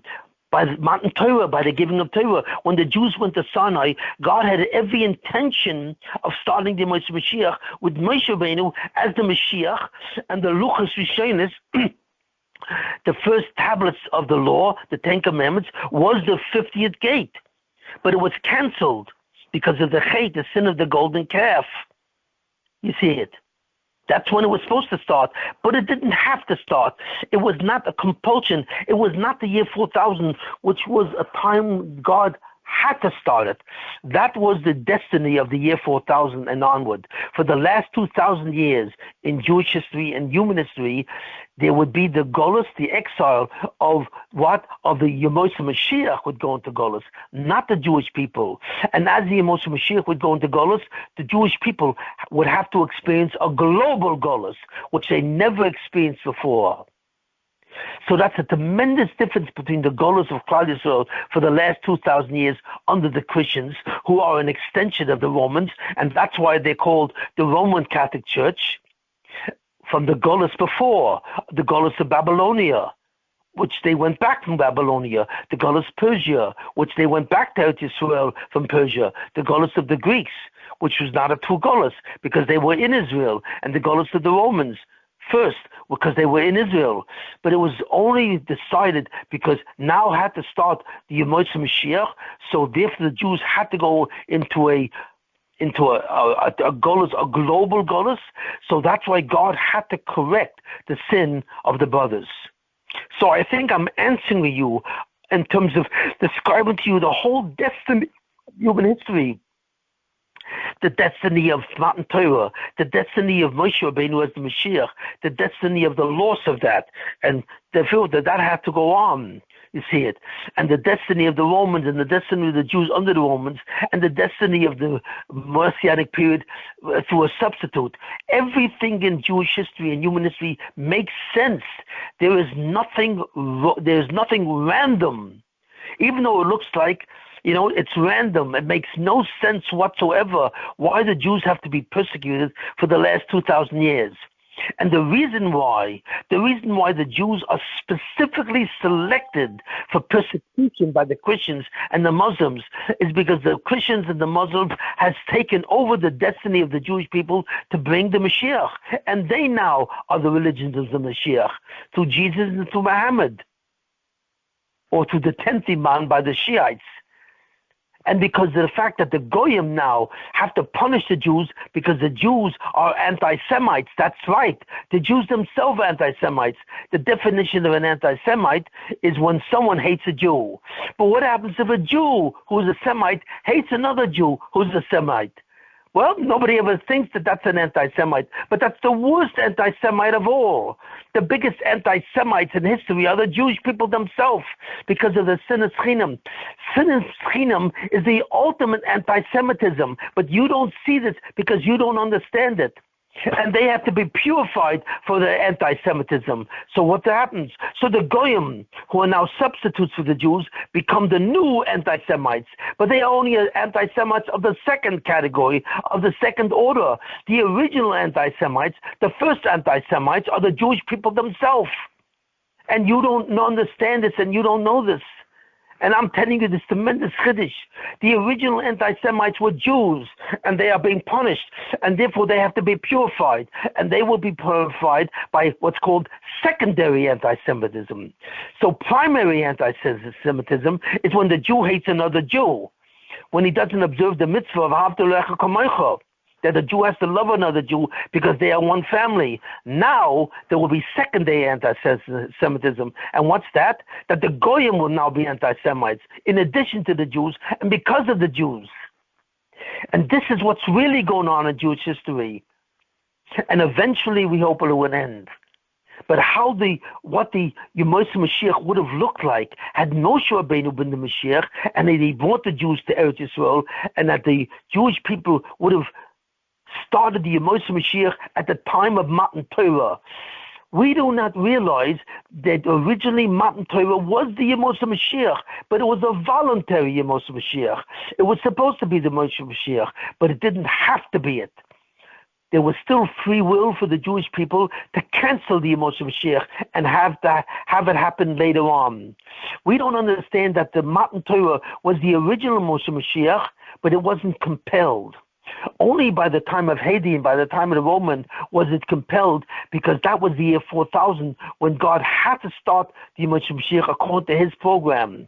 And the Yemoshe Mashiach itself would have gone into Gullus. So I want you to understand what I'm doing. I'm changing the way you see history. I'm changing the way human history occurred. I'm redefining what anti-Semitism is, what the anti-Semitism of Christianity and Islam is, that it's really a purification process, and it's a representation where they would take on the destiny of a surrogate people, a Malchus Kohanim, in a certain way, and they would be the new Kohanim of the world, instead of the Jewish people, a new Mamlechus Kohanim. And I'm trying to explain all these concepts, that the Yemoshe Mashiach should have happened before, but before it was only voluntarily. It would only happen if the Jews are worthy of it. So therefore, every time the Jews were supposed to be in the Yemoshe Mashiach, and it would have failed, okay. But at the time in the year 4000, it was supposed to be. And therefore, there had to be new rules. And that's what created all of human history in the last 2,000 years. Now, what is the destiny of the Jewish people? Had the Matan Torah become the Yemoshe Mashiach? Honestly, we don't know. We have no idea. But the Jewish people were supposed to receive the 50th gate, the light of Mashiach, right, at that time. And therefore, that time should have been the Yemoshe Mashiach. So therefore, doing the 630 mitzvahs was supposed to be done at the beginning of the Yemoshe Mashiach. It was not supposed to be done by the Jewish people before the Yemoshe Mashiach. That's a mistake. That's a mistake that people don't realize. That the Jewish people having to do the 630 mitzvahs was itself the beginning of the Yemoshe Mashiach. So what would that look like? But that was guaranteed, that if the Jews would have failed in the Yemoshe Mashiach to characterize that, somehow God would have saved them in the Yemoshe Mashiach itself. We don't know what that means. We do not know how the Jewish people would have corrected the sin of the tribes. We don't know. We have no idea that that's supposed to happen. It's never even mentioned in a certain sense in the Gemara. It's mentioned slightly, because the Gemara learns out it was supposed to be the Yemoshe Mashiach at Matan Torah, but the Gemara doesn't amplify that. But the Tanoim knew this. But what the destiny of the Jewish people would have been from that time, we have no idea. How the tribes would have the rehabilitation at that time, we have no idea. But we do know that it was voluntary. It wasn't compelled. Only in the year 4000 did it become compelled, and it was necessary to correct the flaw of the tribes, the 12 tribes, or the 10 tribes, actually 10 tribes, because Reuven was not there. And what that would look like, we don't know.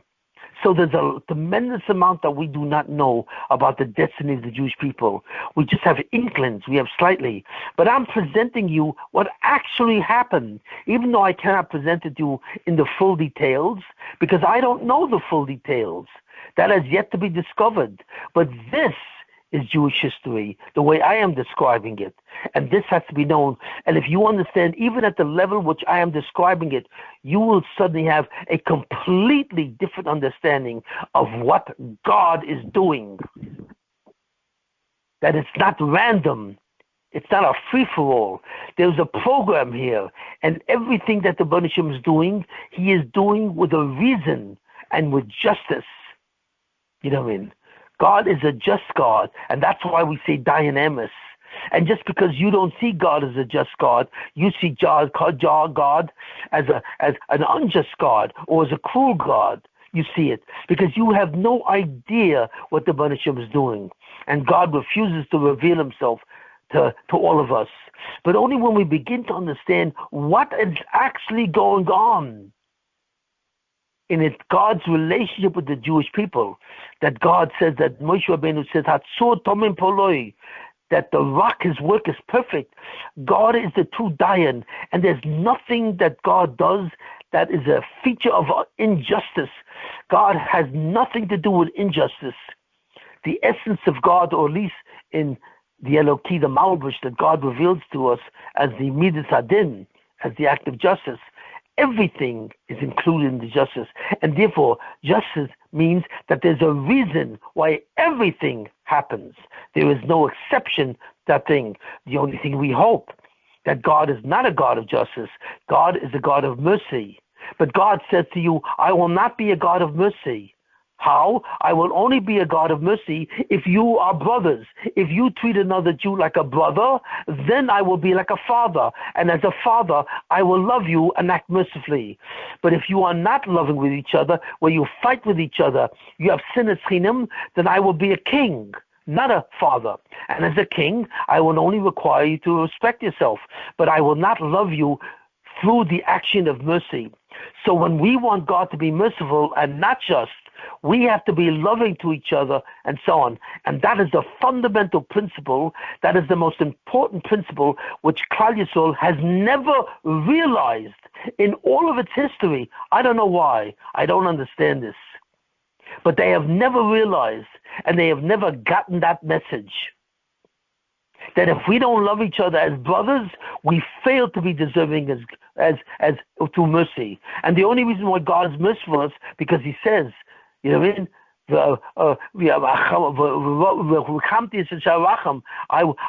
I will simply have mercy unto you because I feel like it. You know what I mean? Not because I want to, because I will feel like it. My ability to be merciful is incredibly Ein Sof. There's no end to it. So I can be merciful without having a reason, even though you don't deserve it. And that's why He's merciful. And we rely on that. And we rely on the rehabilitative factor of the Tayag Mitzvahs and the Beis HaMikdash to have that. And the reason why the Beis HaMikdash is not here anymore, you know why? Because we don't need that. We are in the Yemois HaMashiach. We are not in the period before the Yemois HaMashiach where we have to earn it. We have already earned it. In other words, by us keeping the mitzvahs of the Tayag mitzvahs, basically, as much as we can, we have earned the Yemois HaMashiach. But we have only earned the Yemois HaMashiach in what? In exile. We have not earned the Yemois HaMashiach in its positive, in its revealed form. That's why we don't have it. But we have a Yemois HaMashiach in its unrevealed form, in its hidden form, in its exiled form, where the Yemois HaMashiach is in the klippus, the Shechina is in the klippus. That's where we have earned it. But we have earned the Yemois HaMashiach, and what is occurring now is the Yemois HaMashiach, not the standardized rule of a Klal Yisrael as a nation in Jewish history, which will bring the Yemois HaMashiach. We are no longer at the stage where we have to bring the Yemois HaMashiach. No, we are at the stage where the Yemois HaMashiach is here, but we have to purify the Yemois HaMashiach. We have to take it out of Golus. And then the Yemois HaMashiach will appear in a way where it's visible to all of mankind, where the Christians and the Muslim will see us as the older brother, as we're all part of one family, but we are the older brother. And the blessing to Avraham Avinu, you will be a blessing to all of mankind, will be fulfilled. And that's all I have to say.